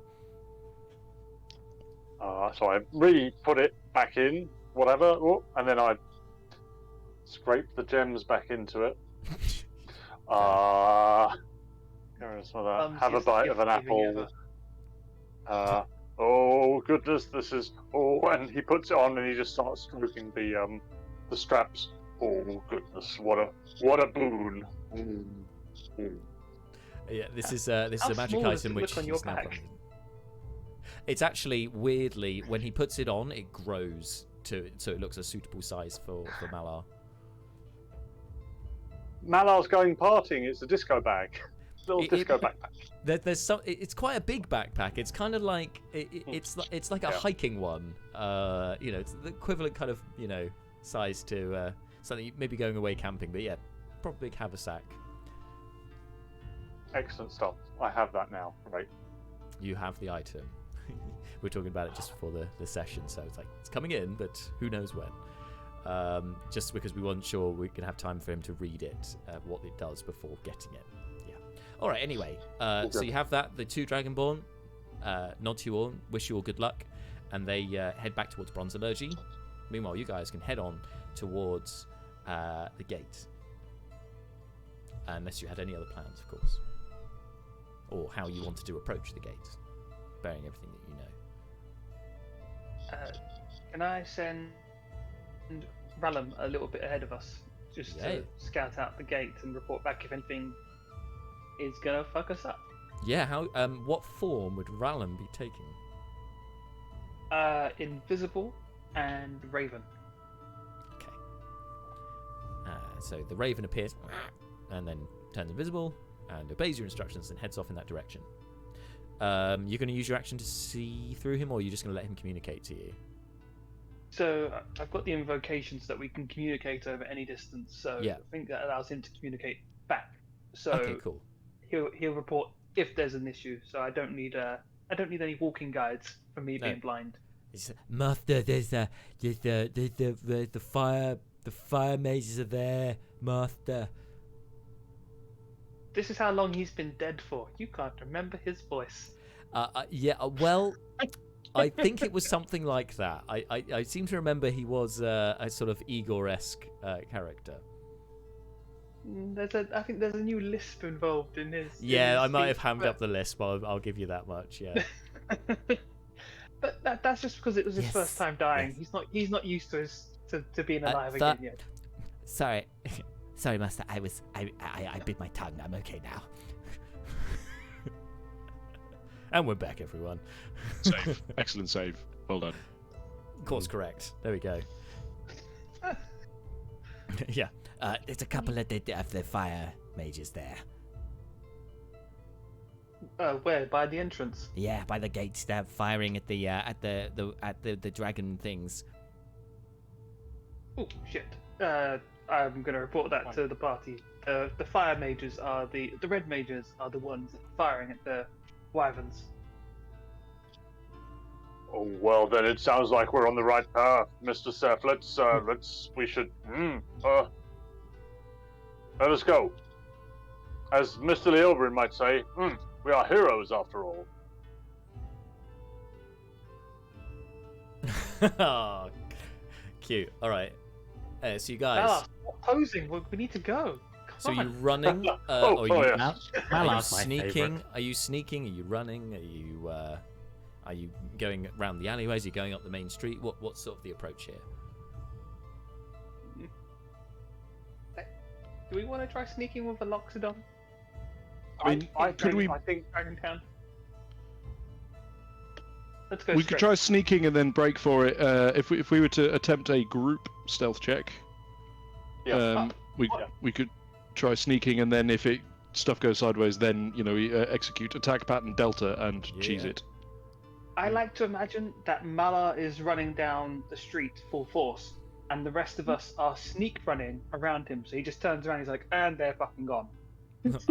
Hello? Hello? I'm still here. Come on, Malar, hurry up! I thought you were suggesting that because we're all around Malar and being stealthy, we act as like a stealth wall around Malar. So we can't see it. Malar's stealth. A group of mimes. A group of mimes maintaining an invisible wall proceeds down the street. We've just got cloth sheets to distract around him so that no one can see him. They keep trying to They keep trying to attack Malar, but they can't get through the pane of glass that you appear to be carrying between you. See, Jack agrees, so it's happening. It's canon now. No. You know how being a spy works in this world. You have to be as obvious as possible. Stealth is a myth. Yes, you can make stealth checks.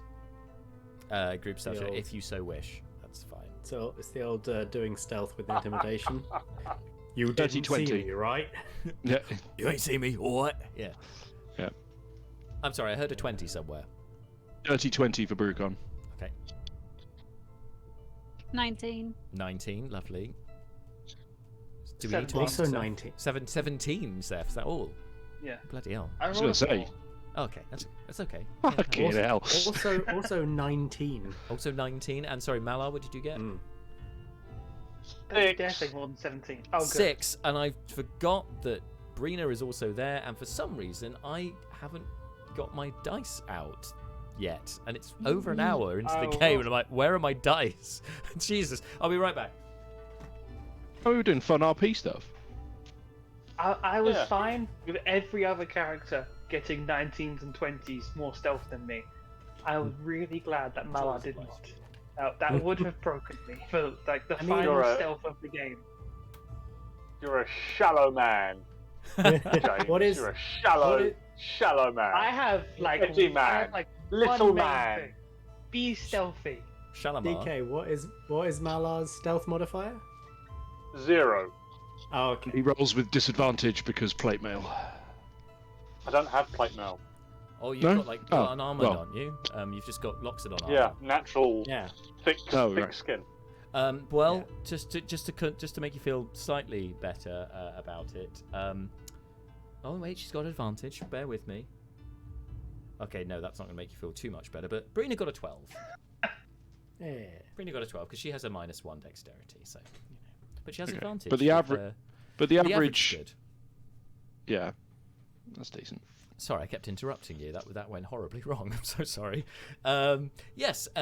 So as far as Wild you can that tell, none of us broke above 20 though. Yeah, that's interesting. Seth. Yeah. I'm looking at you, Seth. I used my natural 20 to find out if you were high. I think it my is- priorities. You straight. chose to do that. Be your job, isn't it? Be It is stealthy. the It's your job. desperation of the situation possibly made you all a bit hastier than perhaps you would have been. I think that I'm going to seems style out. We're gonna roll with the dice That seems on fair. this.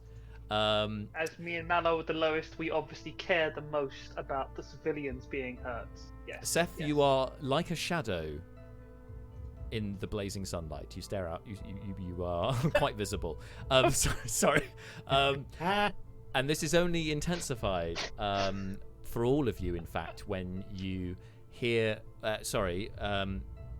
You wouldn't all hear this. Brucon, this is intensified when you hear on the Comrock that the Commander Bolt is saying, "Palace is breached. The anti-magic field is down. Anti-magic field down. All agents, we need retreat to the palace. Protect the king at all costs." Brucon will immediately pop on the line and go, "Pit champions here. We're on our way as well." Hey! Rapidly, and then turns to the rest of the group and goes, "Okay, I think we need to sprint now. The anti-magic field surrounding the palace is gone. Apparently, we need to get there sharpish." No time for stealth. Let's go.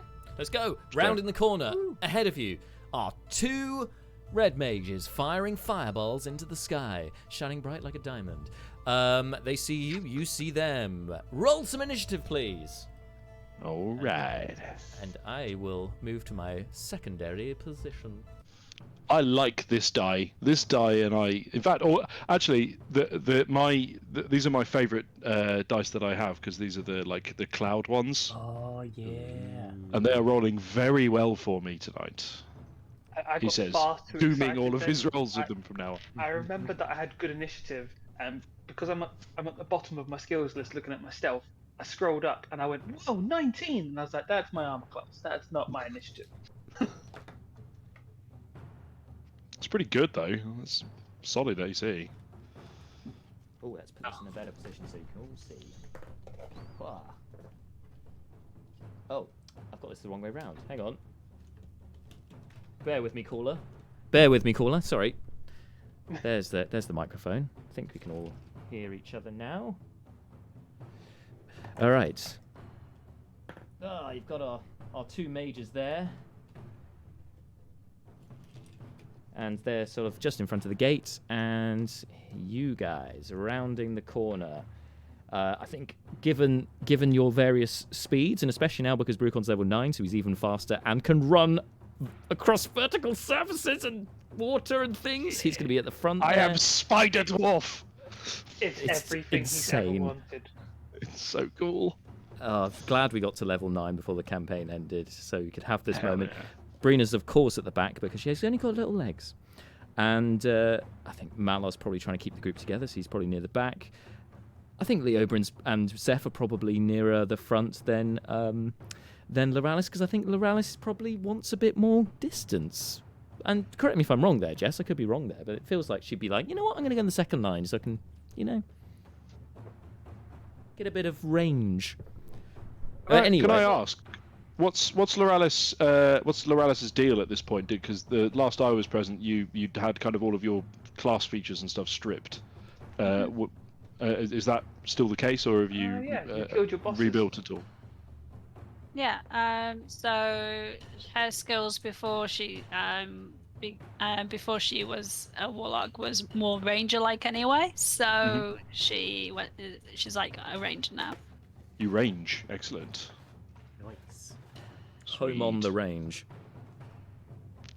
Home on the ranger. Sorry.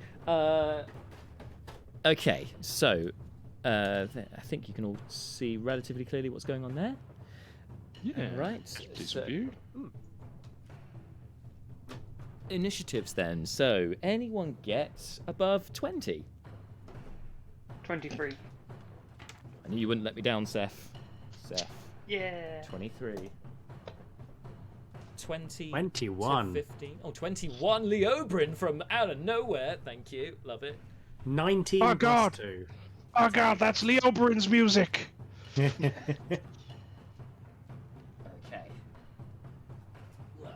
Rolling high. 21 My health for and then this Leo. session. Our red mages are on 19. Anyone 20 to 15? 16 for Brucon. 16 for Brucon. I'll roll for 16 for Brucon. Oh dear, poor Brina, she's not doing well there. 15 to 10? 12. 12 for Malar. 10 for Loralis, thank you. Brina in last place on 4. I think that's... I have got everyone there, haven't I? Yes, that looks like everyone. Seth, Leo, Brucon, Malar, Loralis, and Brina. That's the 6. Lovely. All right. Okay, so top of the round is Seth. Round in the corner, you can see there are red mages firing off into the sky. How far away are they? Anyway, Not very. 3, 4, 5, 6, 7, 8, 40 feet. Okay, I will bust a bonus action to dash and Yeah. get right up, behind one of them. So I will not get in the way of people firing past me. You can do that. So I'm going to run past, and I'm going to. Someone help me. What is my cantrip called? I've entirely forgotten it. Booming blade. Booming blade. Thank you. I was literally there, like I'm going to hit him with my something, and I was My literally blade of totally not evil is a- blade. 25 to hit. Oh, that hits. Roll some damage, please. Hit him with your boom boom. I've just forgotten like all my dice and such. I don't remember what boom blade. D6, isn't It it? does some thunder damage. I think it might be a D8 or something. Yeah, it's D8. Scimitar. Oh, it's scimitar. Scimitar itself. Yeah, it's scimitar of speed. I'm That's not sure if it's D6, different. Yes, D6. Yeah. No, D6. 1, 2, 3. And suddenly a shitload of dice were rolled. 20 damage. 20 damage. Okay, nice. Is that with sneak attack on there? Yes. Yeah. I did not roll much more than 2s and 3s. No, that's fine. That's totally okay that you didn't one-shot the character. It's fine. All right, But I've and got a +7 from the scimitar. That's true. Most of them, I rolled, I think, 5 dice, and I think I got mostly 2s. so bonus action to dash, action to attack. I think that's you. I am over. Round over. Next is Leo, who you can see. Heyo. There he is, just behind Brucon. Who should be on square. There he is. All right, what would you like to do? Again, they're about 40-odd feet from you. I mean, I guess that's when I started blasting. I start to blast. Yeah, I think some Eldritch Blast. Yeah. I don't think we should go all out ham just yet. Don't know. I'll pick the one that Seth is currently on, and I will focus fire. Okay. And I will eld some blast. I like it. Blast those elds. The blast one is a 19. 19 hits, yeah. Lovely. And this is against the one that Seth's fighting, yeah? Yeah. Yeah. 4, 5, 6, 8 force damage. 8 force damage, okay. Let me just check. That's not going to do anything. Cool, okay. And then I blast him again for 20 total, not 20 on the die. Which will still hit. That's definitely a hit, yes. Ooh, big number. That is 15 force damage. Ooh! That is max damage. Describe to us how you slay the first mage. Wow. Good thing I didn't did get it. on Leobrin big spells. did it. He killed a guy. Yo, we're gods now. A bad guy. feel A like bad guy. No. nearly twice as healthy as I was yesterday. Oh no. And I picked Agonizing Blast on that level up. Dope. Yeah, I mean, you know, I don't think these people's deaths should be particularly iconic. They don't deserve it. This is just like Seth pops up, does the boom, and then like just 2 force bolts, like bam, bam, and they just drop. Just very. I don't know if their body dropping to the floor will also trigger Seth's booming blade reaction just for dramatic moment. Like obviously not mechanically, they're already dead. But I think it'd be cool. I mean, if why Seth's the thing was why just the popped hell off. not for dramatic effect? It falls to the floor and booming energy collapses out from it. Yeah. They just You look Gib. very cool from my angle of the explosion. Leo standing there. You look very cool. nice. And then I don't. Well, I'm gonna separate from the crowd just in case these mages have like AOE's. So if I can move, like, again, I don't know, just Yeah. horizontally across, Yeah. so that they're not gonna bop us with like a fireball or something. Yeah. You can do that. Yeah. Up 30-foot Nice. movement speed, right? Yes. Okay. End turn. Thank you very much. All right. End of your turn.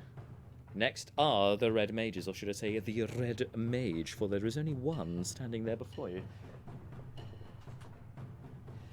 He, of course, seeing this new threat now, decides, to hell with these wyvern riders, and instead focuses upon your group. Leo instantly. Completely. Do it. Well, don't hold your breath. Kill on Leo.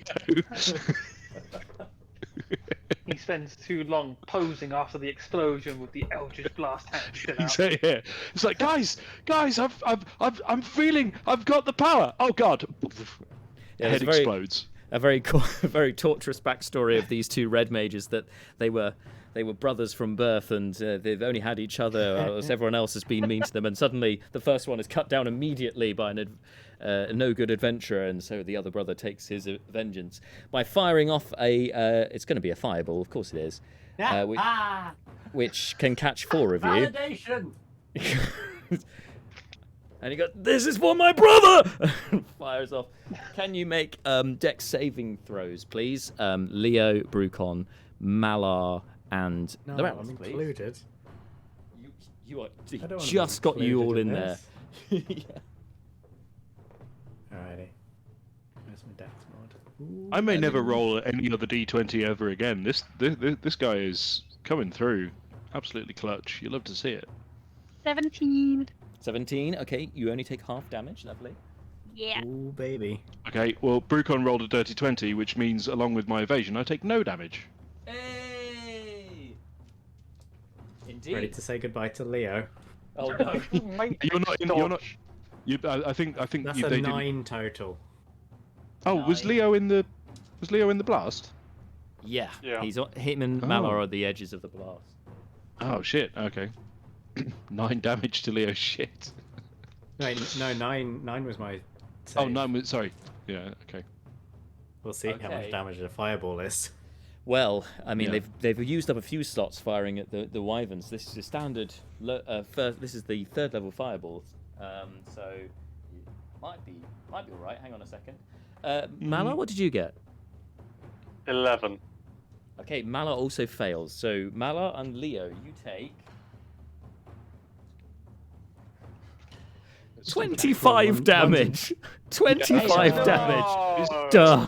Leo's down. 86. Like, I was like, this is going to be a really bad roll if Leo Leo. yesterday. It was a would've lightning been bolt that insta-death. killed him. Insta killed It him. No, wouldn't- but it wouldn't yes, have, it would. wouldn't have insta-killed, would it? Wouldn't it? 25 much? just wouldn't have. 26 was what you 26 needed. would have. In other news, I'm getting very distracted because out of the window I can see not one but 2 foxes on the roof of the garage opposite my house.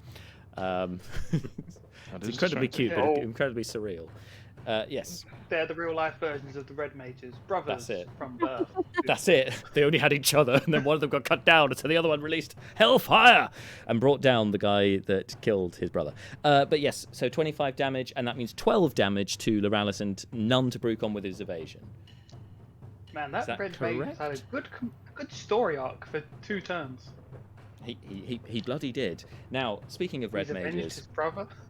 you hear a screech of an avian creature and see a giant eagle swoop round into view. It lands on the ground, well, not far from Brucon, and then shifts into a big old brown bear. Grizzly bear. I was really ready for you to say tank. Turns into a tank! I was really like, I was not expecting that to represent a living creature. It does kind of look like a destroyer. You can. Okay. Well. Okay. Well, I'm turning off the webcam. Theatre of the mind. No. I'm leaving. If only I had a bear Lego mini, but no, I had to make one, and it's Anyway, you get the idea. It's got a movable head. Hooray! It's nice, isn't it? Cool. Yay. I've been watching so much Star Wars recently, so I'm like, yeah, no, it's a destroyer. In fairness, it could be. I think it was made of bits of a speeder bike, if that helps.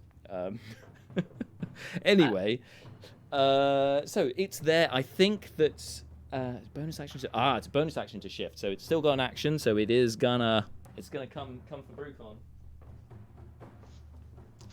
Okay, I clearly had this prepared, so I'm just going to turn to the correct page. I mean, I'm not going to. I mean, I'm already on the correct page. I don't need to turn. It's already there. It's fine. God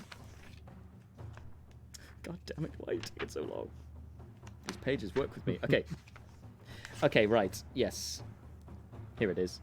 Okay. So, of all the things to turn into, it gets 2 attacks. One with its bite and one with its claws. Okay, claw attack coming at you as it tries to maul you. That is a 19 to hit. That is a hit. Okay. You take 13 slashing damage. It follows Ow. up with a bite. Oh, that's a 15 to hit, which I'm pretty sure misses, right? That is not a hit, correct? That is not a hit. Lovely. Well, you are going toe to toe with a bear, and that's that is it for the red mages. So the one that fired off the fireball obviously knows that there is a Seth there, and it's not too happy about that. So it's going to move around here a little bit. But that's the end of their go. Next is Brucon. I was saying, I believe it's Brucon. I do. I'm going to given that this thing's just changed shape in front of me, I'm going to assume it's some kind of druidic type of thing. Yes, and in fact, if you want to, you can make a history check as a free action if you would like. Sure. You all can, apart from Leo, who's unconscious. But oh my God! Again, dirty 20. Jesus. Okay, with a dirty 20, you remember the giant eagle from back at the Eyrie. It was the Eyrie was in your dream last night, and Leobrin in particular was unsettled about the eagle because he thought it was possibly a druid of some kind. Okay. All right. Well, sure in that case, I will. Well, I'm a little concerned by the red mage who just blew up the scenery. Didn't do anything to me, of course, but it did take my friend Leobrin out of commission. I will have vengeance. If this thing's but if this thing's magic, and with that information, I think Brucon feels kind of free and clear to go for it. So we will start with a simple melee attack. Sure. Oh, there it is. I knew it had to come eventually. This hot streak was bound to end. I don't suppose a 12 hits. It does not. No. Okay, fair enough. Well, I have 2 attacks per attack action. Yep. So I will make another one. There we go. 25. That's gonna hit. Yeah, I thought it might. Okay, funny. so I'll roll damage, but absolutely going to burn a key point for a stunning strike. Okay. DC is 15. Constitution. Yeah. Sorry. Did you roll the damage already, or? I have not yet rolled the damage. I'm about to. Oh, okay. No worries. Natural 1. Hey, that's what we like to see. Damage is 6 off that first strike. Okay, thank you. And it is now stunned. The bear is stunned. It is now stoned. Okay, well, in that case, I'm going to burn... Cocaine Bear. Still need to see that. Brucon's going to burn another key point and do a flurry of blows. So... You've still got your second attack, right? No, that was my second attack. I rolled a 4. The first one missed. Oh, apologies. Okay, Go ahead. Yeah. So, first attack, because these are now with advantage. Yeah. That's bad. 14. Miss. Oh, wait, hang on. It's in bear form. Hang on. Oh, that hits. Hey, that was a 3 and a 6. For the intro to speed up damage, I will roll the second attack now. Oh, that was a 19 on the die. So, 27 to hit. So, this will be plus 8. So, 16 damage. So, plus 8? No, sorry. It's the 8 plus 8 for 16 damage 16. Total. Yeah, got you. Thank you. Okay, great. So, you've done 22 points of damage to this bear. And stunned it, which is the most important part. Sorry, yes. Yeah. However, as an additional important thing, so I haven't used my move action yet because the eagle bear came at me. So I will. Also, my speed has been buffed by an additional 10 feet from using flurry of blows, making it 55 feet. Which is more than I need to get up into the grill of the red marge, which is what I would like to do. Yeah, of course you can. Wow.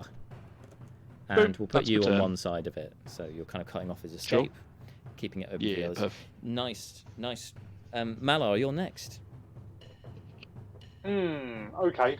Malar, so this thing just caught Leo and I on opposite ends of the blast, right? Yes. So he's at least 35 feet away, if not 40. Yes, that's right. He's 40. He is 30. There's 35 feet between you two. Okay. Move me 30 foot towards Leo. I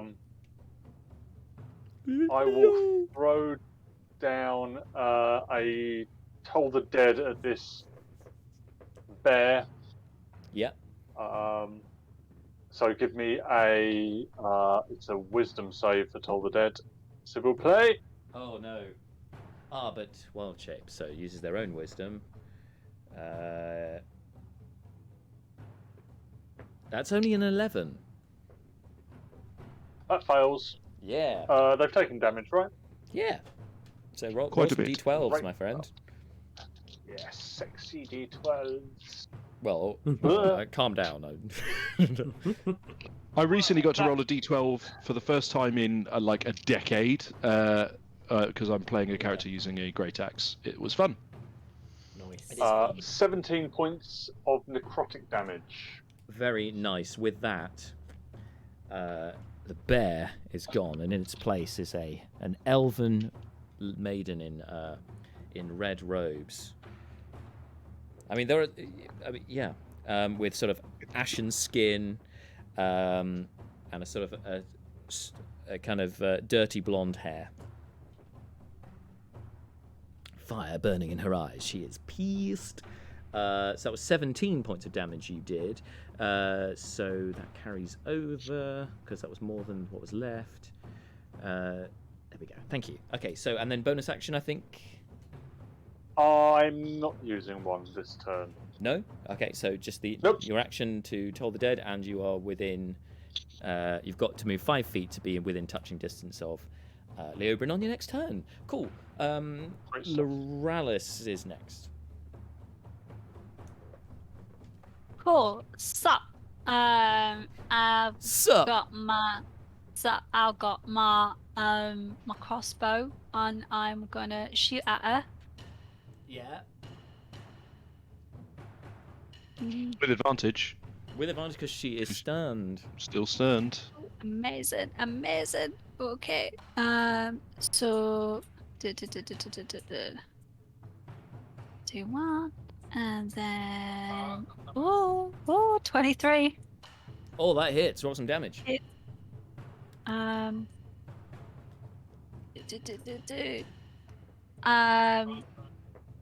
So, what? She's got, she wasn't full health anyway, was she? That's right. She was, because No, the damage carried over. He did more than what was needed to bring Okay, it down to zero. amazing. So she gets 15 damage. Okay. All right, And then I'm 15 just going to damage. hit her again. Well, that seems fair. 15 points of damage and a second attack. Go for it.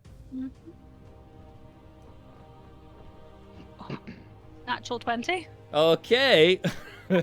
Roll the damage. And it's roll double the number of dice. Standard crit stuff.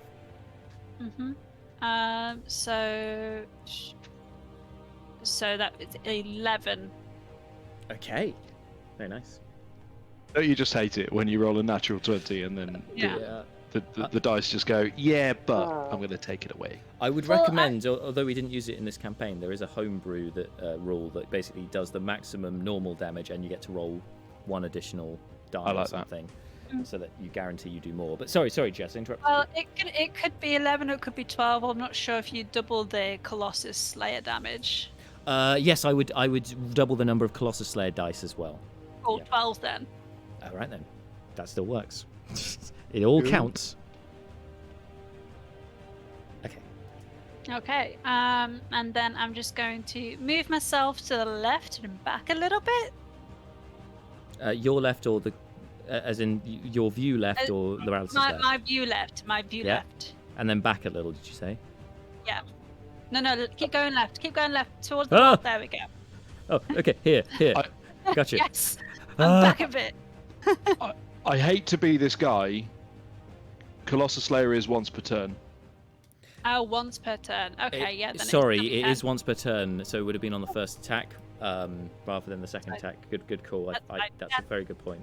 So still, I'm still going to leave it as with the first total you gave me then, rather than the 12, just because for simplicity's sake. It's only 2 off 10. Yeah. Two schmoo. It's fine. I will allow it. But thank you for keeping us honest there, Bart. Yeah, I do love a Colossus Slayer. I do like a Hunter Ranger, as those of you who've played with Todd the Gnome Ranger will know. So then, bottom of the round is Brina. sees her opportunity. She's going to do a lightning bolt, try and get both of them. So, stunned is that disadvantage on dexterity saves or auto fail? I think they auto fail dex saves. Let me double check. So mobilized is what you're looking for. Automatically fails, yes. I was thinking of paralysis because I know that with paralyze it is auto fail, but I just wanted to.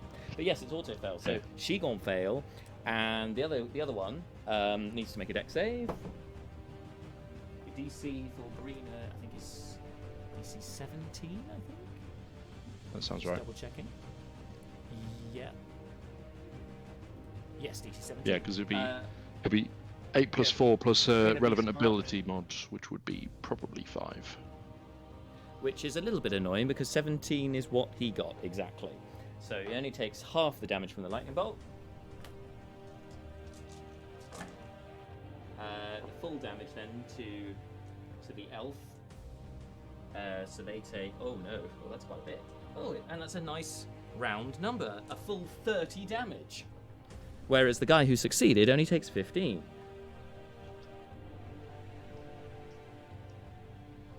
So this elf is already looking a bit beaten up from all the blasting. So Brina does that and then kind of takes a leaf out of Loralis' book and goes, and only has 5 feet of movement back, but there we are.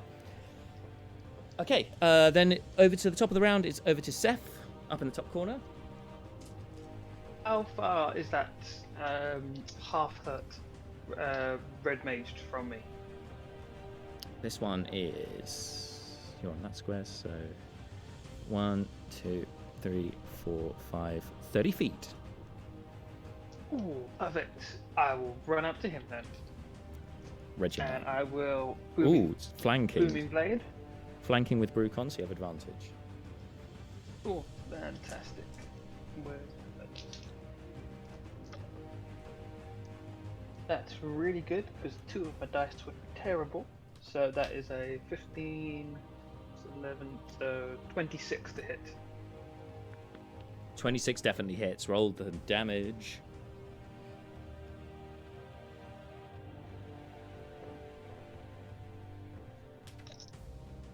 Ah, so many 1s and 2s.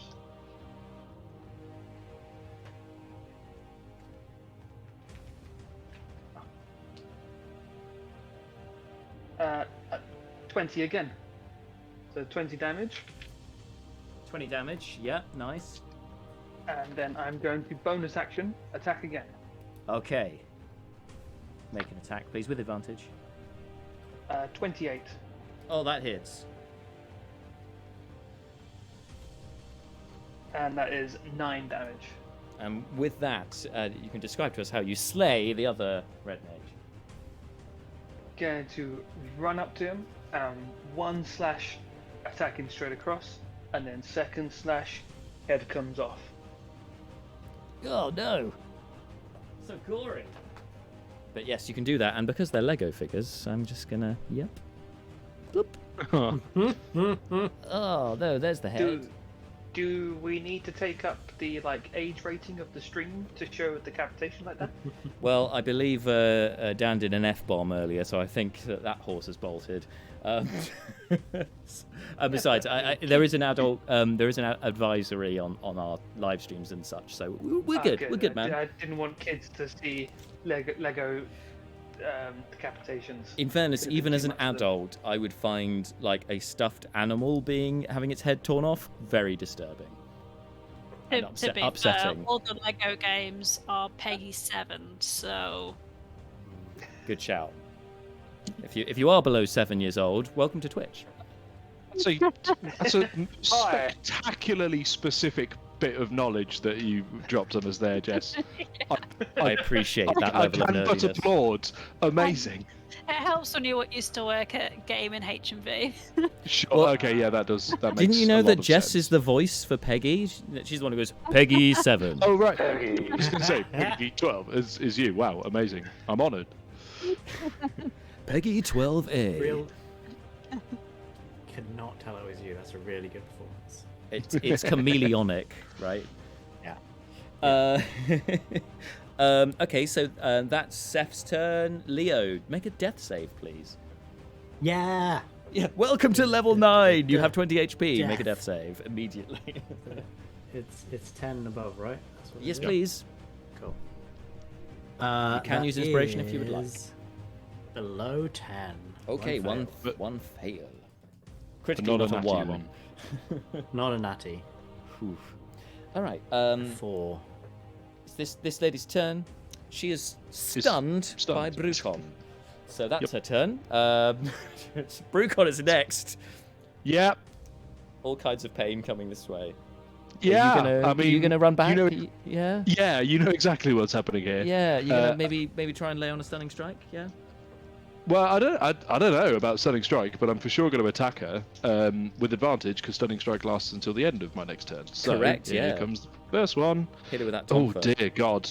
A 2 and a 5, so 13. Yeah. Yes. Which I'm guessing isn't going to do the trick. No. So sad face. Okay, let's try this. That's better. 23 hits.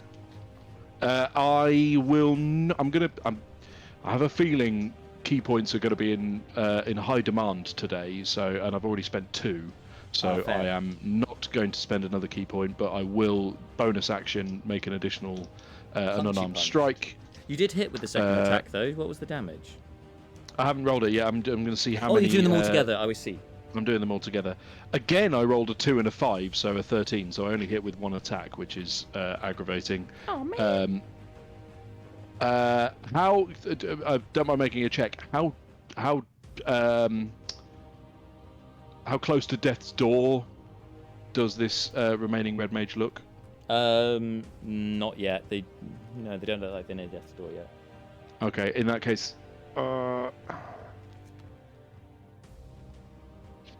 Leo's down. I will spend. This will be my last key point that I spend in this fight. Don't want to use more than a third of them in the first encounter, but I will use 1 more to make another stunning strike with that hit. And the damage was max damage, so 10 damage. 10 damage, very nice. And another DC 15 Constitution saving throw. DC 15 con save. Oh, she got a 16. She succeeds this time. Yeah, that was always a chance. That was some dreadful rolls. I rolled 2 2s and 2 5s. Rolled 6 dice, and 4 of them were 5 or lower, which is not great. Let's look at it as you're saving the good dice for the next encounter, for the big battle. Yeah, that's how I'm gonna have to look at it, really. That's Brucon's turn. That's move, action, and bonus action. Okay, Malar, you're next. Move up to Leo and put a big old cure wounds into him, 2nd level. Cool. You move 5 feet and you can do cure wounds. Okie dokie. Oh, where's that gone? Right. Okay. That's not too bad. That's he takes 13 points. He gets 13 points of healing. Nice. 1 3. That was his total hit points last level. Yeah, come on, step it up, man. Could do better. And just puts a very firm hand on Leo's chest as he sort of now Mr. Leo, and don't run off. I've got something here for you. And that's going to be his turn. Ooh, okay, cute. I like it. Oh, suspense. I also get healing for that as well. Yes, yeah, you do. Yes, carry on. You know what I keep forgetting? You know what I keep forgetting? Is I have that thing that's wait, do I roll a hit die? No, that's you roll a hit die. I have the thing that stabilizes me at the end of. Oh, you've got the periaptive wound closure, haven't you? I forgot about that. So your death saves were null and void. Yeah. Okay, well I'll take the periaptive wound closure out of my inventory then, because I've got it listed. I think maybe it got exchanged in a session I wasn't here for or something. That's interesting. I don't know when that happened, but or maybe no. The periaptive wound. I think it's a different item. There were 2 slightly janky healing items. I don't think the one Leo has is the periaptive wound closure, because according to my inventory, periaptive wound closure. No, yeah, it is that one. Okay. Well, I don't really have any need for it, so I'll just leave it. I think it must have been given to Leo. I think it was before. Know. I think it was possibly before a particularly momentous fight or something. Yeah, maybe. Yeah, maybe might be the Hydra fight or something. Anyway, yeah, that sounds plausible. All right. Next up then is Loralis, tucked sort of round the corner. Oh, I put you outside. There you are. There I am. Yay. Yeah. So yeah, let's just keep on shooting at it from a distance. Take your shot. You don't have advantage anymore. I regret That's to. Fine. 22 to hit. That hits, yeah. Makes some Okay. damage. And then 11 damage. 11 damage. Don't know why I said it that way, but yes. And did you have a second attack? Yeah. I think you're a crossbow expert, haven't you? So you're gravy. Oh, 8 damage. I got a bit too cocky. Do you mean 8 to hit? 8 hit, yeah. Yeah. Hit that one. You did. That's okay. It Yeah. happens. That wasn't a natural 1, was it? No, it was a 2. Okay, thank you. Natural 1s. Bad things happen in this game. Brucon could have had a bolt in the head there, but no. Okay, so you're going. That's your action. Do you want to tuck be back? fair, Or... Brucon has deflect missiles, so that's also wouldn't have true. been there. Also true. Do you want to tuck back, Loralis? Yeah. Or, yeah, maybe a bit further back. You got a bit more Okay, movement. tuck back. Just back it up. She's awake back now. it up. Cool. And then it's Brina. Obviously sees that this threat is now live, so she's gonna take a look in her spell book for a moment, and she's going to fire off. I don't want to use all of the spell slots immediately, so we're going to go with yes, single target. I feel like Angelique, I'm channeling you right now. Brina's gonna tell a joke, to which it's Tasha's hideous laughter. Wisdom save required. Oh no, that's definitely a fail. That's a 3 on the dice, and the DC was 17. So she now falls prone, laughing hideously, and is incapacitated. Exactly. She's been copying her hero Brucon clearly.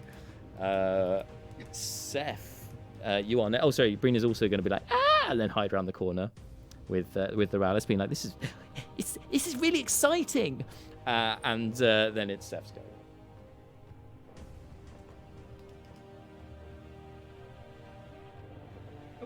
I was unmuted anyways. How far am I? You are within 30 feet. She looks bloodied at this point. There's blood coming out of her mouth. She's pretty beaten up. But she's on the floor laughing. She's smiling in the face of such adversity. Something we could all learn about. Then I will walk over and go for a stabby stab. Go for a coup d'etat.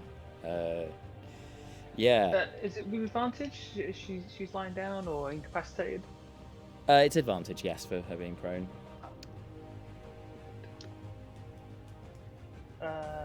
25 to hit.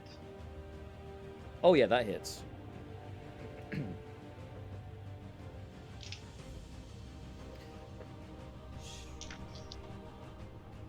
my god, I cannot roll these damage dice.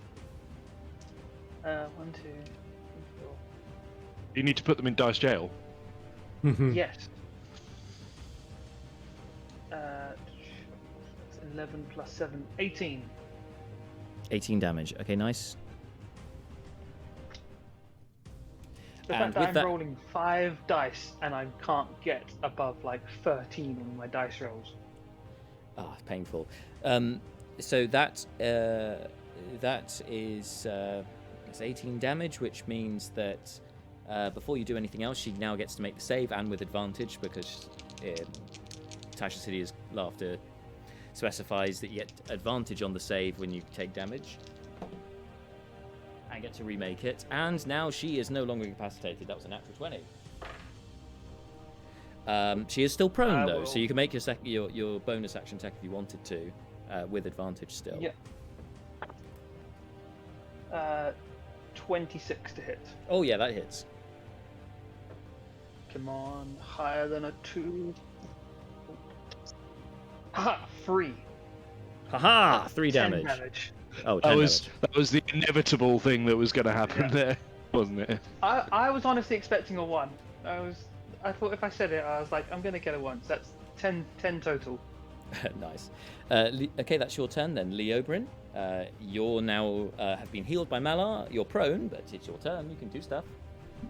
I will get up. And then I will stay here because Malar told me to stay here because he had something for me. Yeah. Okay. You stand up.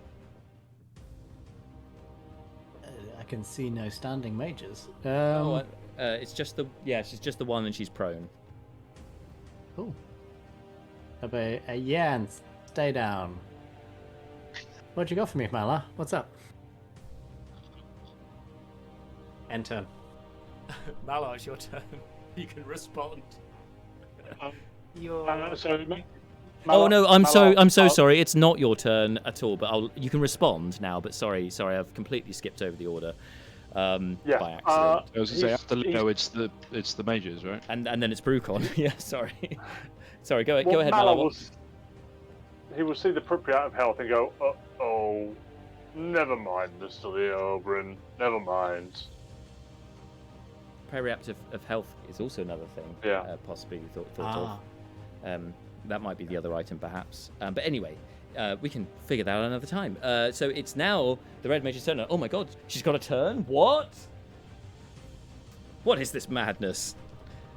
If she stands up, does that count as booming blade movement?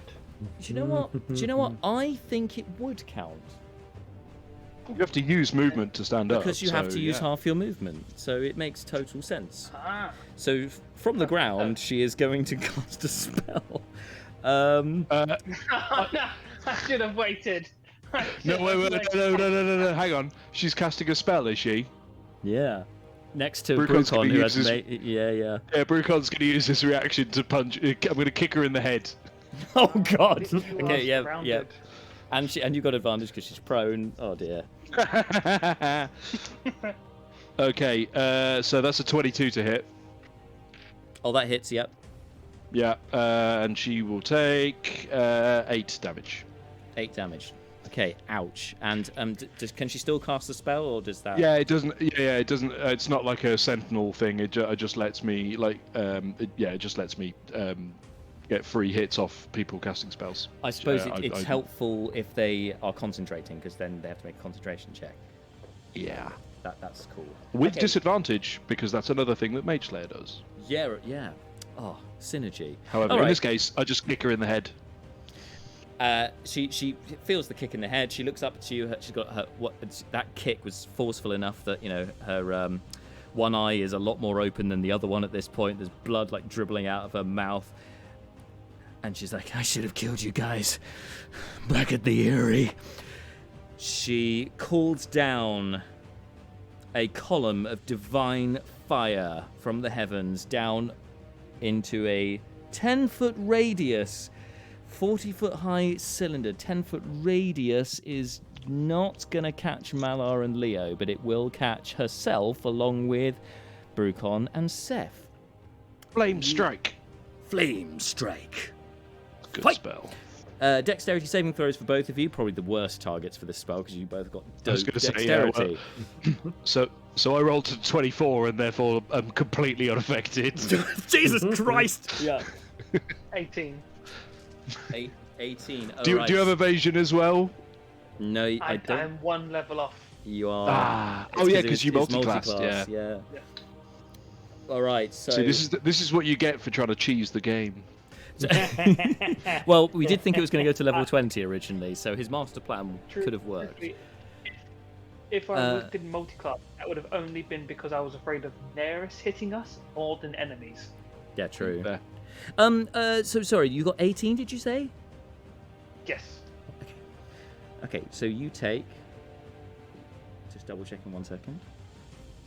Okay. Yeah. Half, you take some damage. right? You take half damage. You take some damage. I love it. I take half, right? I take What's half. the DC, Jack? Right? Tell us. 18. Tell us the DC. Yes, you take half damage. Oh, I was going to say, I didn't even bother asking. If the DC is higher than 24, fuck this fight. Yeah, right. You so take. I didn't think it was going to be that high, and then I was like, hang on, 18 higher than that is possible. So you take 20 fire damage. That's half to 10. 10 fire damage plus 13 half to 6 radiant damage. So 16 damage in total.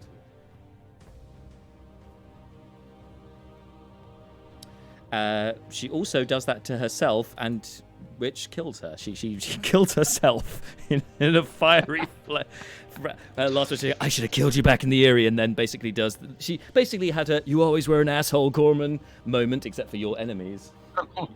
You are the aliens in this circumstance, and she blew herself up, and thus ends this particular combat. Suicide explosion. I mean, it's a blaze of glory, Yeah. you might say, for a red mage. Going down in a blaze of glory. So She does that, and Brucon sort of goes, I mean, yes, you should, but there we are. Well, you live and you learn, or you die and immolate. Nothing. But nothing. And okay. So with that, there is a moment of respite, as the gate is now clear. Towards that's the palace gate is now clear thanks to that intervention. Well done, guys.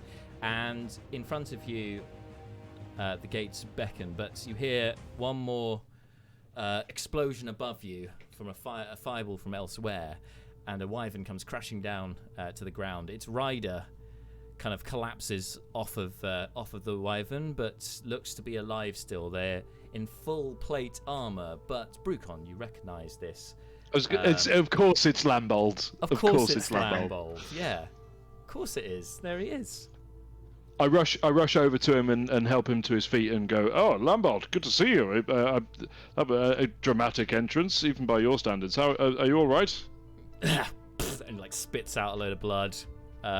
He goes, "Nothing I can't handle, you know." It's good fight though, right? How you doing? What's going on? Well, we just cleaned these red mages' clocks. About to head inside and see what's what. Care to join us? I've got to get the rest of my men to continue the fight in the city. I think Xerox is getting a hold of the gold sector. We're just on cleanup duty, you know. But what you going to the palace for anyway? Well, these red mages seem to. We have some intel that the red mages are. I won't pretend to fully understand everything that's going on. You know, magic nonsense and all that. But it seems to involve the great big dragon skull in the throne room and possibly the end of the world. I think. That sounds like some shit. Fine. Okay. Cool. Okay. Cool. Well, I suppose the. Red mages, they're pretty bad. Ustak's pretty bad. Plus, if I help out the king, then I'm sure my dad, Galadan, will be able to get the king further in his pocket. This seemed good to me. Okay, cool, let's go. He just dusts himself off. Come on then, let's go. And he goes towards the gates. The gates are incredibly hard to open, so he does his best to sort of start working the mechanism. Which requires some brute force, but he can't seem to do it on his own. I will gladly pitch in. Malar, I see holding his hand up as well. That's what Malar, yeah. All right, Brucon, Malar, go over and you make athletics checks. 19. Nice. Nice. Like No, 6. Yeah, less than that. Malar's going he's distracted. It's, he's been visited by You're a man of the cloth. Festir. You're a man of the cloth. This is not what your don't feel bad about it, man. This is not your wheelhouse. his plan for for Leobrin as well has been sort of hasn't come to fruition for reasons as well. He's just a bit distracted. It's fine. But Brucon does most of the heavy lifting there, and sure enough, the gate starts to open. You get it open enough that your party can squeeze through, and on towards the palace, I guess. Yeah. Yeah. Outside the palace gates, you see that on the way in, I think Brucon will check in on the comrock and go, Brucon to Gibraltar. How are things? Oh yeah, it's just dandy. Just got all these red mages saying fire to everything. We're doing our best. We'll be there when we can. Hey, okay. Foil, where are you? I'm right here, JJ. I'm just down the street from you. I'll be there in a moment. Okay, cool, great, cool. And then it cuts out. Nice. I think, but the other thing, Brucon, I imagine if Lambold kind of goes, what was that all about? Brucon will go, I have a direct line to some enforcers in the city. If there's any coordination you need or want to do, you can let me know, and I'll drop them a line. They're effective if odd. Yeah, okay. You can tell him and the bald I think is an asshole. How about that? Brucon goes, I'll write that one down and bring it up later if that's all right. Nah, you're not fun. But still, I still like you, dwarf. It's cool. Okay, and on we go. On you go. So you can see that there are some undead have managed to make their way out of the city and are making their are sort of clawing at the gates to the palace, the citadel, the keep, of which its own gates are down. So they don't seem to be making much progress with that. But however, they then turn around and see you guys and start shambling towards you. But before I make you roll any initiative, you hear a skunk and a whistling noise, and a large ballista, crashes into the zombies, smiting a lot of them. And Seth, you look to your out over the water and can see a familiar ship. No, is it? No way! Was it Knight's Teacher? Yeah. Is that it? Knight's Teacher. Your boys. Oh, Captain Burns and the crew. they're They're ready. fucking long enough. Right? It's took been nearly 4 100 years. episodes, and here they are. Oh, my crew's here. What do you mean? Of course we're here. We've been here with you the whole time. I mean, I'm not part of the crew, but whatever. Yes. You're my main crew, my main boys. You guys, they don't mean anything to me, I swear. Insight check. I mean, that's a 15. Seth, are you rolling deception? I'll allow this. Oh, I just put expertise in deception because I anticipated. I was like, as soon as I rolled insight, I was like, if this goes off, it is frankly a travesty. 29. Okay, yeah, I buy it utterly. I kind of go, oh yeah, okay. I mean, I don't. For other people, So what's the deal with this boat then? Old friends. Oh, lovely. Amazing timing. Right, anyway, on we go. I'm just imagining the camera panning round to Malar, who's just shaking his head. And as Brucon's like, let's move ahead, I just sort of like turn towards my ship, and it's like, no. Yeah, so you get to the gate. The gate is sealed, it's closed, and from the inside, by the looks of it, it's gonna be hard for you to open from this side. Is it possible to? Oh, go on. Sorry, I was gonna say, can I check in with Rallum and see where he is? Because I sent him to the castle and he reported some red mages. Did he go in the castle? Is he around the area? Oh, he reported the mages that were at the gate. But okay, yeah, we'll say he continued on to the thing. He hasn't reported back anything yet. But you can. Rallum, where are you? Yes, sorry, yeah. Yeah. I'm circling the castle, Master. I can't find a way in. Okay. I'm going to use a bonus action to desummon him, and then a bonus action, and 6 seconds later, bonus action to resummon him next to me. Invisible or visible this time? Invisible, because then it looks much more stupid if I just sort of go like, and here, and nothing happens. Okay. Hello, Master. And I just... Hello. Can you go in? I assumed that it was like bars that were like in our way. I could draw. Like a portcullis. Yes, there is a portcullis, but there's also a gate as well, so you actually can't see through. Is there a way through?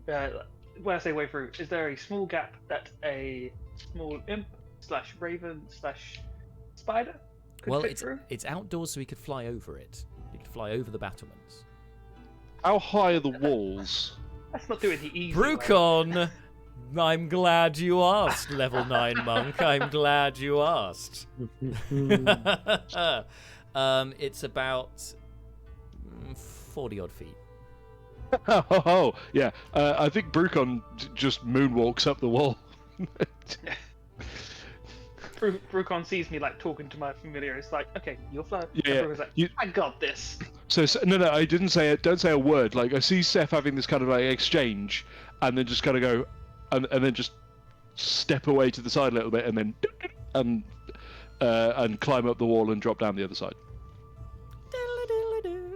To immediately. Well, actually, no, I don't drop down the other side. When Brucon gets to the top, rather than immediately launching himself potentially into a very dangerous situation with no support of any kind, I think new, slightly more sensible Brucon will pause at the top and just have a look at what is on the other side of the wall. Well, that's. Come on, do the Brucon thing. Jump over. So on the other side. I'm not saying I'm not going to immediately hurl myself over, like, you know, potentially there is something Jack could say that would stop me going over, but you see an Ushtag on the other side. No, it seems the courtyard between the battlements and then the keep, or the palace, is empty. Doesn't seem to be any movement at all. Okay, well, yeah, then I will drop down the other side using slow fall and see if I can find a mechanism for opening the gate portcullis configuration. All right, go for it. Make an investigation check, please. Oh, not good at that. Oh, no. Time is of the essence here. I'm going to use that inspiration I got. Yeah, good shout. Good shout.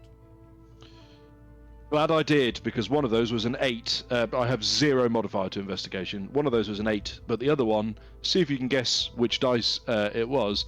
The other one was a 19. Oh, I was going to say a 20, and I was going to do the air horn, but alas.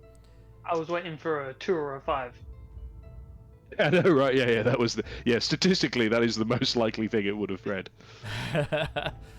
I'm desperately looking for a particular piece of music, which it turns out I don't currently have on my mix. I'll make sure that's there for next time. All right, never mind. Okay, so you are... so in a matter of moments, you find the mechanism, and it's not as big and difficult to operate as the one for the palace gate, but you can get to work on that and start raising the portcullis.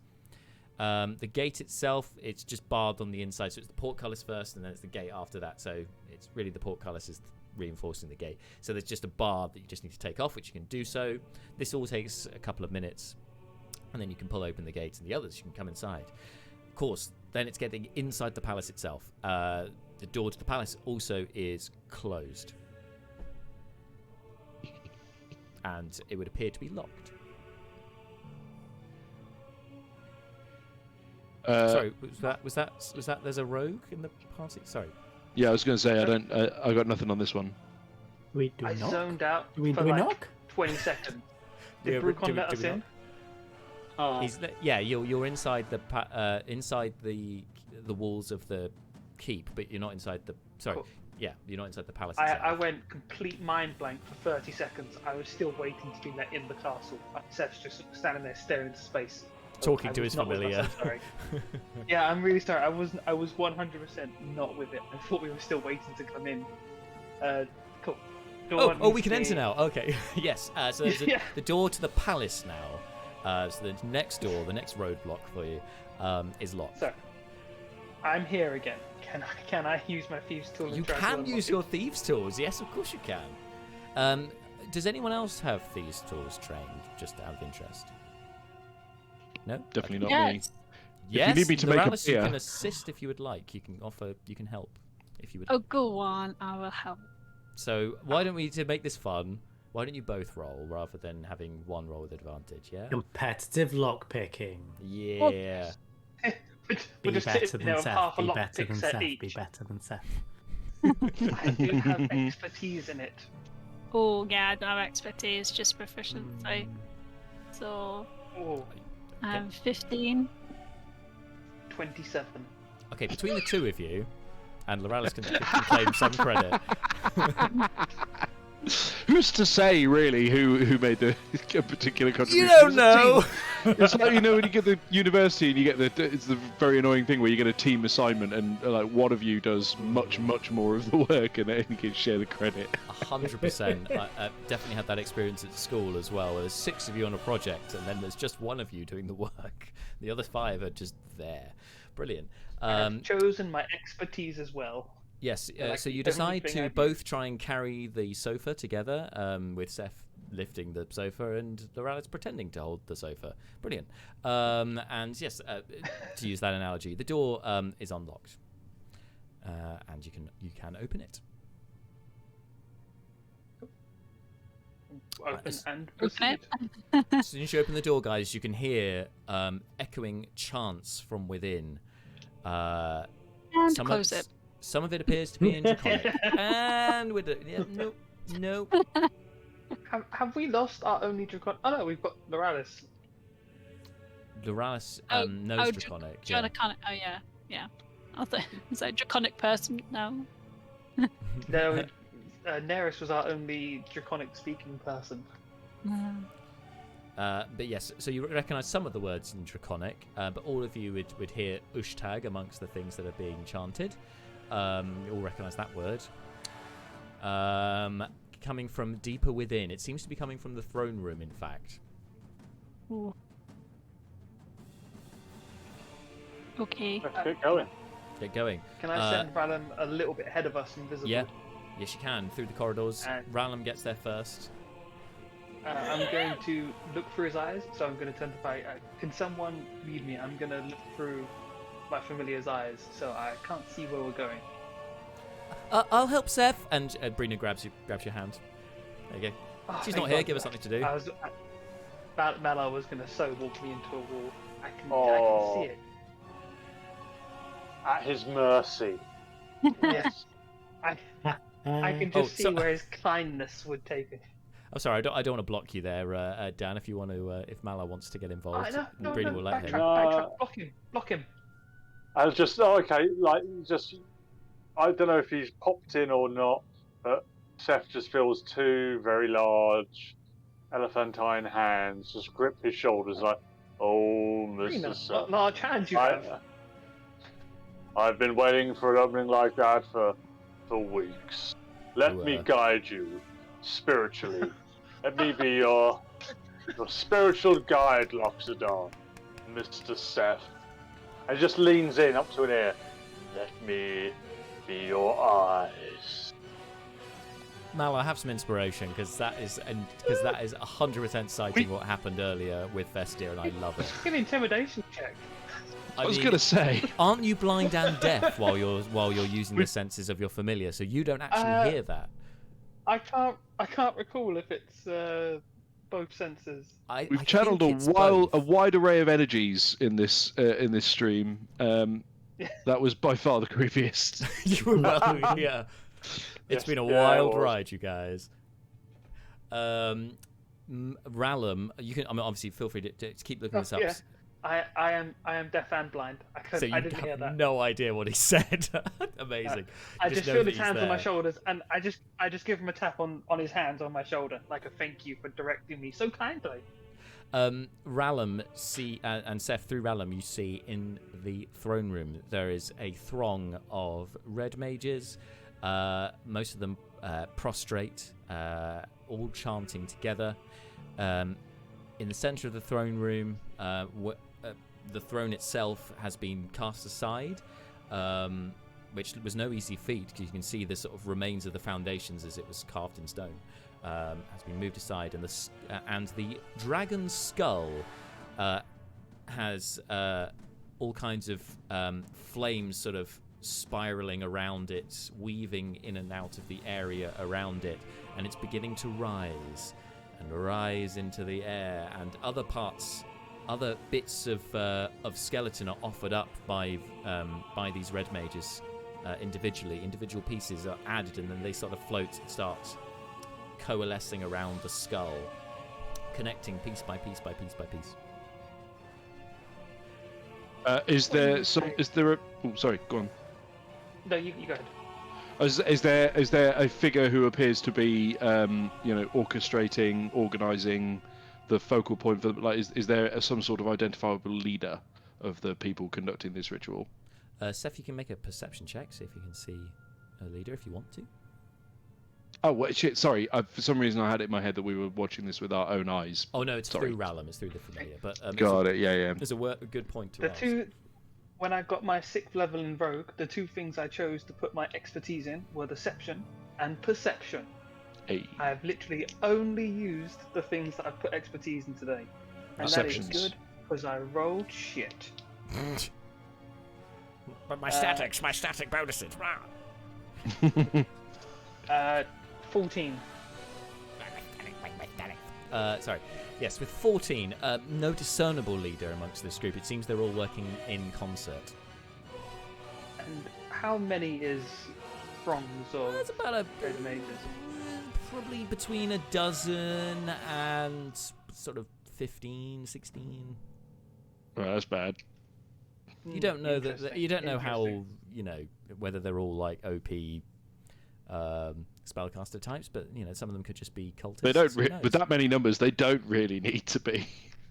I suppose. I can't hear or speak. I can still feel Malar's hands on me, but I can still. Sorry, I can't see or hear, but I can still speak. So I can't hear what the party is responding, but I'm going to tell them that there is a shit ton of mages in the throne room. Something's going on with the dragon skull. They are reassembling it with magic. There's like 20 people talking, chanting, talking, doing spells and shit. The party screeches to a halt from running headlong. I don't stop running, and I just get pulled back a bit by Malar. Yeah. I just let you go, and you just keep going. Into a wall. The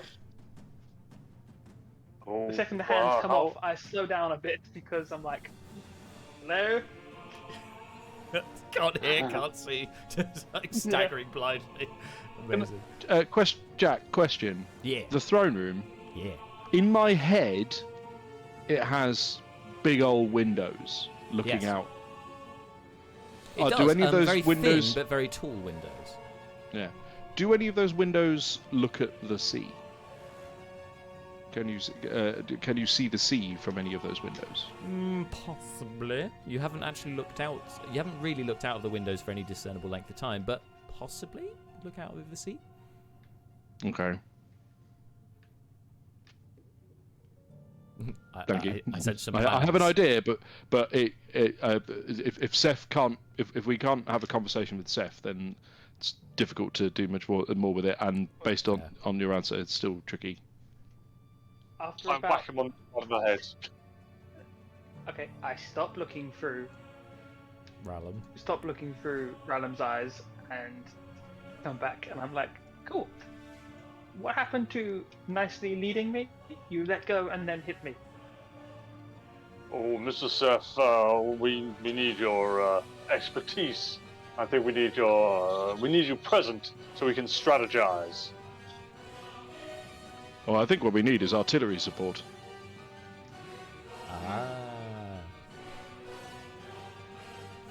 What are you thinking, What do you Mr. mean Bruton? artillery support?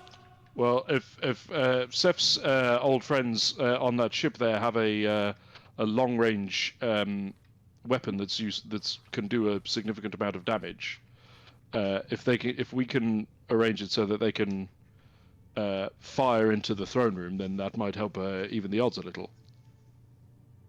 See, I've lived here for this is to Jack. So I've lived here for a long time. So I should know what the placements are for those windows. Yeah, that's fair. That is fair. Sorry, you're asking about the windows, right? And overlooks the sea. Yeah, basically, is it feasible for the ship to fire ballista bolts into the throne room? It would be at an angle, because the way the palace is built, basically behind the throne and the skull are the big windows, and they don't look directly out over the sea. The sea's kind of to the left out of the window, so you could fire a ballista sort of at those windows, but it wouldn't necessarily go through the whole of the throne room. It'd be at an angle. I'm not shooting. I'm not expecting or aiming for like pinpoint sniping specific individuals. But firing ballista bolts into a throne room feels blow up a wall. It feels pretty epic. It could work. It seems like it's certainly a tactic that could work. Yeah. So knowing Brucon's plan, then I say what Jack's just said.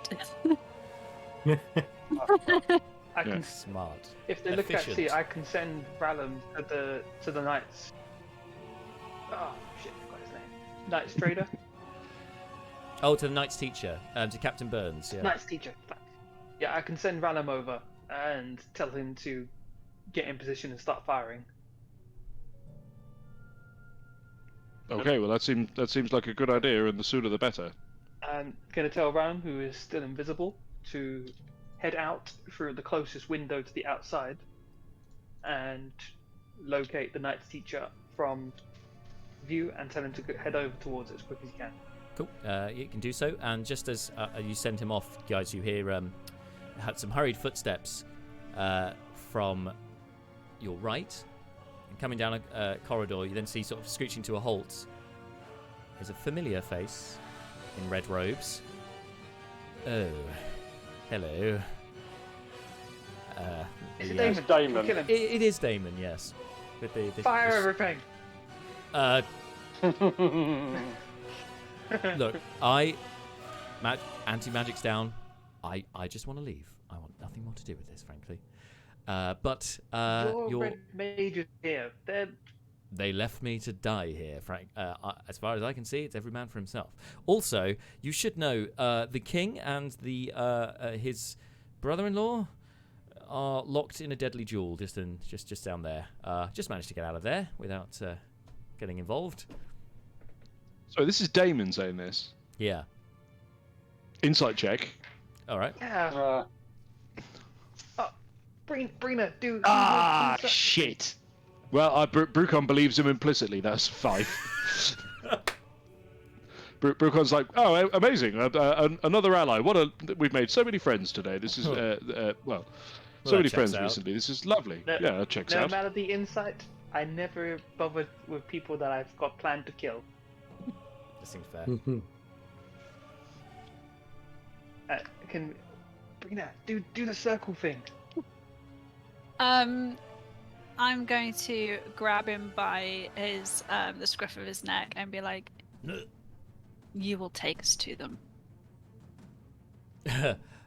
Au contraire. I'll punch him. Okay, make an attack roll.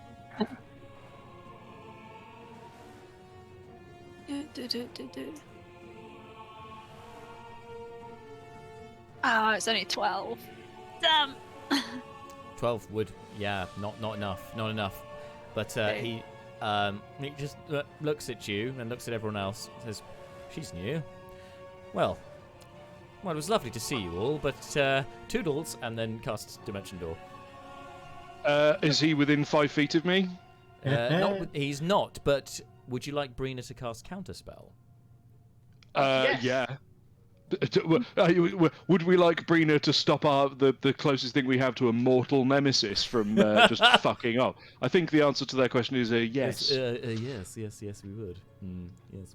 Okay. Yeah, you don't get to fuck off. You fuck off when we kill you. That's when you have our permission. She's casting it at standard level. Oh, you know what? This is Angelique. She'll just cast it. It's Dimension Door. She'll just cast it at 4th level, and that will negate the spell. Fair enough. Done. Oh. Okay. Now Brucon would like to move to within. No. Brucon would like to move to within 5 feet. I'm picturing that we've all got weapons drawn and just all surrounding him with like different. So there are magic fists and swords all surrounding him, ready to. Yeah. Look! It turns it. It's the meme from Tangled. Right. Yeah. Just a shit. That is what I'm thinking of. That is it. I wish you no harm. I did what I had to do. I now just want to leave. I should say, yes, as I said, the king and his captain and general something are having a fight as well. It's, in the other room. I think they were retreating from the throne room or something, but I'm not getting involved. I've done my part, and I'm not going to stop what's coming next. So... Counter argument. Yes, you are, or we kick you in the nuts so hard they explode. Hello. I put a leg out. And then he can heal them back, and then we can do it again. Huh. Yes. And you seem to think you're the good guys and I'm the bad guy. Well, how the turntables have turned. What have you done, Damon? What have I done? What have you done? I escaped. No, what have you set into motion here? Well, I'm just a pawn, I'm afraid, in this game of chess that the mages have been playing. I think they've been planning this for some time. That skull, integral to bringing back Ushtag. Don't plead it. What? Well, you don't plead ignorant with me, and I grab him and I hold him up and I shake him. Okay, make an intimidation check. I'll give you advantage because he is genuinely in a pretty precarious position with this bunch of people who've handed his butt to him before. 9. I feel like I've kind of absorbed all of the dice luck from everyone else in the party today, and I am sorry. Damon just laughs. Good. Just laughs you. Ha ha ha ha ha ha. Oh, you're so funny. I'm telling the truth. They left me for dead, but they're still carrying on with their plan, Our plan it was once. Quite intoxicating being part of an organization like that. The power. All right. All right. Are you in? Can the ritual be interrupted? Is there some way of derailing it? I mean, yes, of course, naturally. You've got a wizard. You've got a wizard with you. You're a wizard, right? We have a wizard, yes. Yes, I'm not telling you.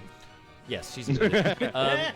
She's a very fine wizard as well. One of the best. Thank you, Brucon. Yes. Well, anyway, no worries. As touching as that is, yes. The obviously, if they're casting a ritual, then if you kill the ritual casters or you stop them, break their concentration, then yes, of course, that would end what has been put in motion. But you don't honestly think. You do, don't you? You do think you can stop them. Oh well. Go ahead. I won't intervene. I think Brucon turns to Brina at this and says, Brina, you got haste prepared by any chance? I have not changed her spells out, so if Angelique comes next time... Oh no, she does have it prepared! Ha-ha! Yes! Haste feels like now feels like a good time to have a very fast me. Okay. Okay, what are we doing about him? Figure it out amongst yourselves. I'm going to go see if I can disrupt the concentration on this ritual. If anyone wants to come with me and help out, that would be spiffing. Isn't Seth, the king fighting for his life with his brother? Maybe, Yes. but there's also a world-ending. There's also a ritual to summon a dragon that everyone seems very scared of. So that's kind of what I'm more worried about right now. Well, you guys go stop the dragon, and I'll go help my king. Sounds good to me. Do you need any help, Loralis? That's a lot to take on all on your own. She'll have some help. Don't forget, Dres Lambold is here, and I'm Of gonna course, get yes. the king to owe me a favor, you know? Oh yes, that's a good point. Anyone else? Can I? I'm gonna Leo, I will say. and I'm gonna. I will say. Put some. Oh, sorry. That was the perils of online video call. Crosstalk, yeah. Crosstalk, exactly. James, go ahead. What were you saying, and then we'll cross back to Bart. Sorry, I said I was going to take out my scimitar, and I'm going to pour a potion onto the blade of it. Ooh. And so we're all talking about leaving and letting Damon go, right? Yeah. I don't think Well, anyone I said don't know that. about letting But- Damon go, but No. Well, we're about to go to the throne room. Loralis wants to go to the king, so I'm going to stab Damon. oh. All right. Yeah. Fine. Make an attack roll. Sure, go ahead. That's on brand. I'm Things I going wanted to to cast. do but wouldn't be in character. I'm going to cast Booming Blade on it, and Okay. going to stab him. That is a natural 20. Oh! Oh shit! Oh wow! It's kicking off. Well, bye, Damon. Well, it was nice. We hardly knew you. No, we knew far too much about you. Yeah, go ahead. Roll some damage. Damage à toi. Oh. 9, 10, 11, 15. Rest on a bike. 29, 34, 37, 43 damage. And he needs to make a DC 13 Constitution saving throw. Oh boy. So how much damage? Sorry. 43 damage. Okay. And Constitution saving throw? Did you say? Constitution saving throw, DC 13. 16. He's good. Damn! That was your. Did you use the used Did you use the basilisk thing? I was hoping to not kill him so Daenerys could kill him later. Ah. Clever. Well, I think he's allowed a retort to that. I mean, you guys might disagree. If we say but- no, That seems does that- reasonable. Yeah, I was going to say, if we disagree. I mean, you guys might disagree, but equally, well, As I stab him, I'm gonna say you killed Daenerys' family.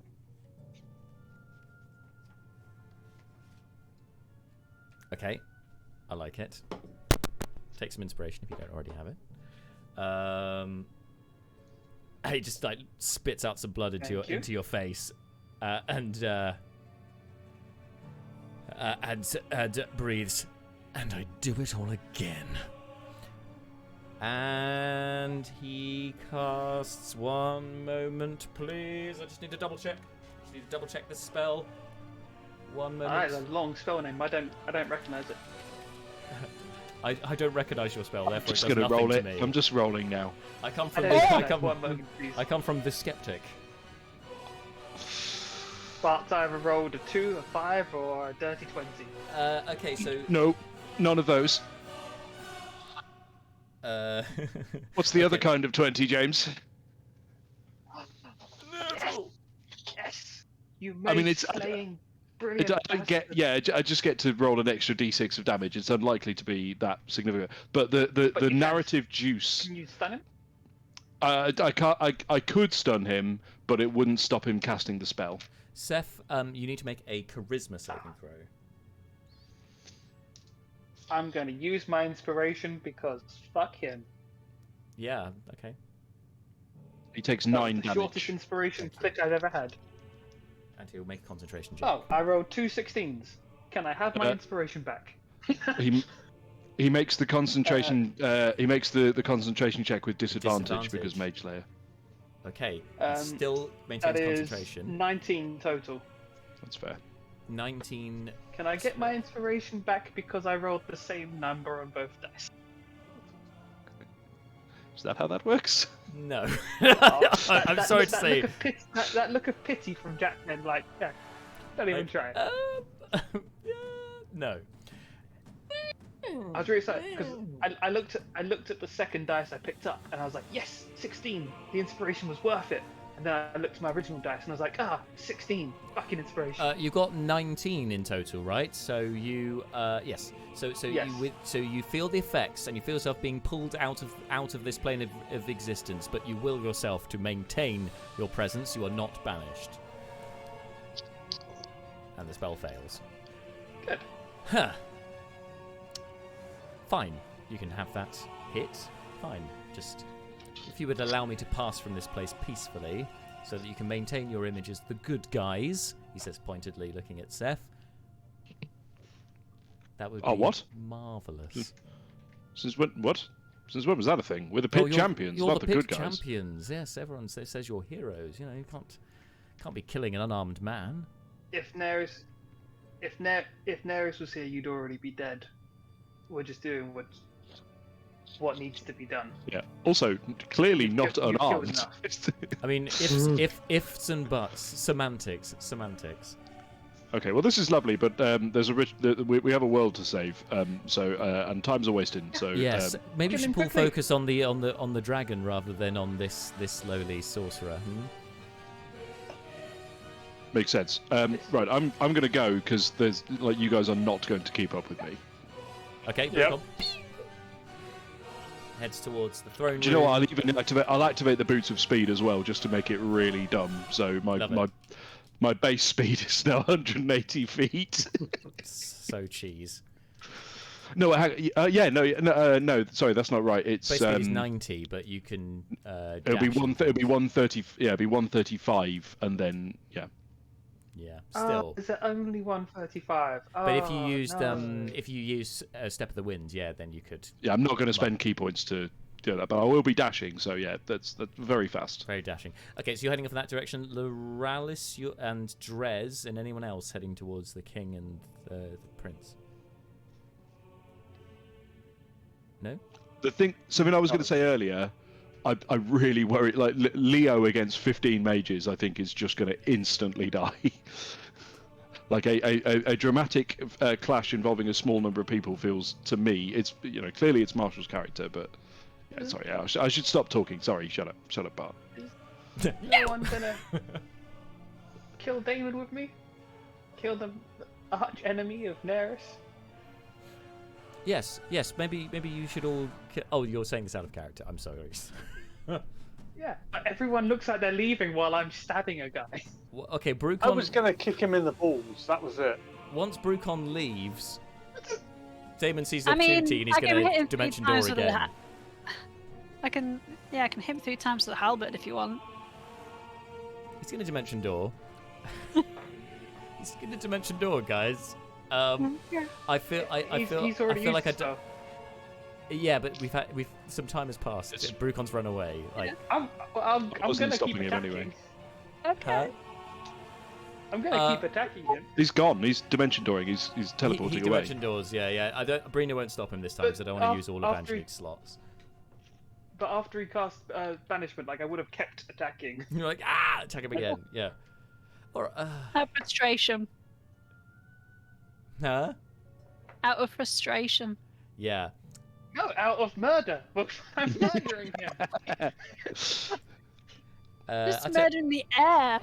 It's not personal. I tell you what. The air. Villagers. I tell you what, Seth. Murdered Neris' family. I will in the confusion and the commotion of people leaving in various directions. I will allow you to make another attack. This time it'll be at disadvantage because of everything that's going on. A bit distracted. Okay. 25. With disadvantage, lovely. Okay, that's that hits. I rolled 2 14s. Love. Oh my god, you and your doubles tonight. You're doing martial dice things. And nope, I rolled a. So I picked up the D20 again, and I rolled it for damage, and I rolled a natural 20. I was like, yes, 20 damage, and I was like, wait, that's not how that works. Not how that works. Wishful thinking. 1, 5, Should make a D20 attack class. 15, A weapon that does D20 damage. Oof. 27 damage. All right. Lovely. So you stab him, and it's like he clearly has felt the effects of that. He doubles over, and he smirks up at you with just blood streaming out of his mouth, and then dimension doors away. He was right here. Why did no one else attack him? He literally murdered Nereus' aunt. He burned down the Tavern of Jack. Why did no one else hit him? The man who murdered my husband is the other way. And we're about to go kill him. One vengeance at a time. This would have taken 20 seconds. 20 seconds to murder him. And you all just talked there. He's not The my mage who burns down villages and whose plans the resurrection of a dragon god. And you let him walk away. Because you were talking. I'm not being evangelized to by fucking Seth. Yeah, that's how bad this is. I have the fucking high ground with murder. Which way is Malar going? He's gonna try and follow the Brucon-shaped blur that shot off 20 minutes ago. All right, I'll tell you what. This is a good point, I think, to leave things for today. We'll pick this up next time with splitting the party for one last time, apparently. Yeah. We'll see how that all turns out. Thank you so much for tuning in today. Those of you at home, thank you guys for playing. I'm very excited to see what happens next time. Until then, whatever you're doing, take care and keep gaming. Bye, guys. Oh, is that? Are we doing that now? Yeah, we can do that. You can still do the bye. Bye. Keep Bye. gaming. Keep gaming. Yeah, bye.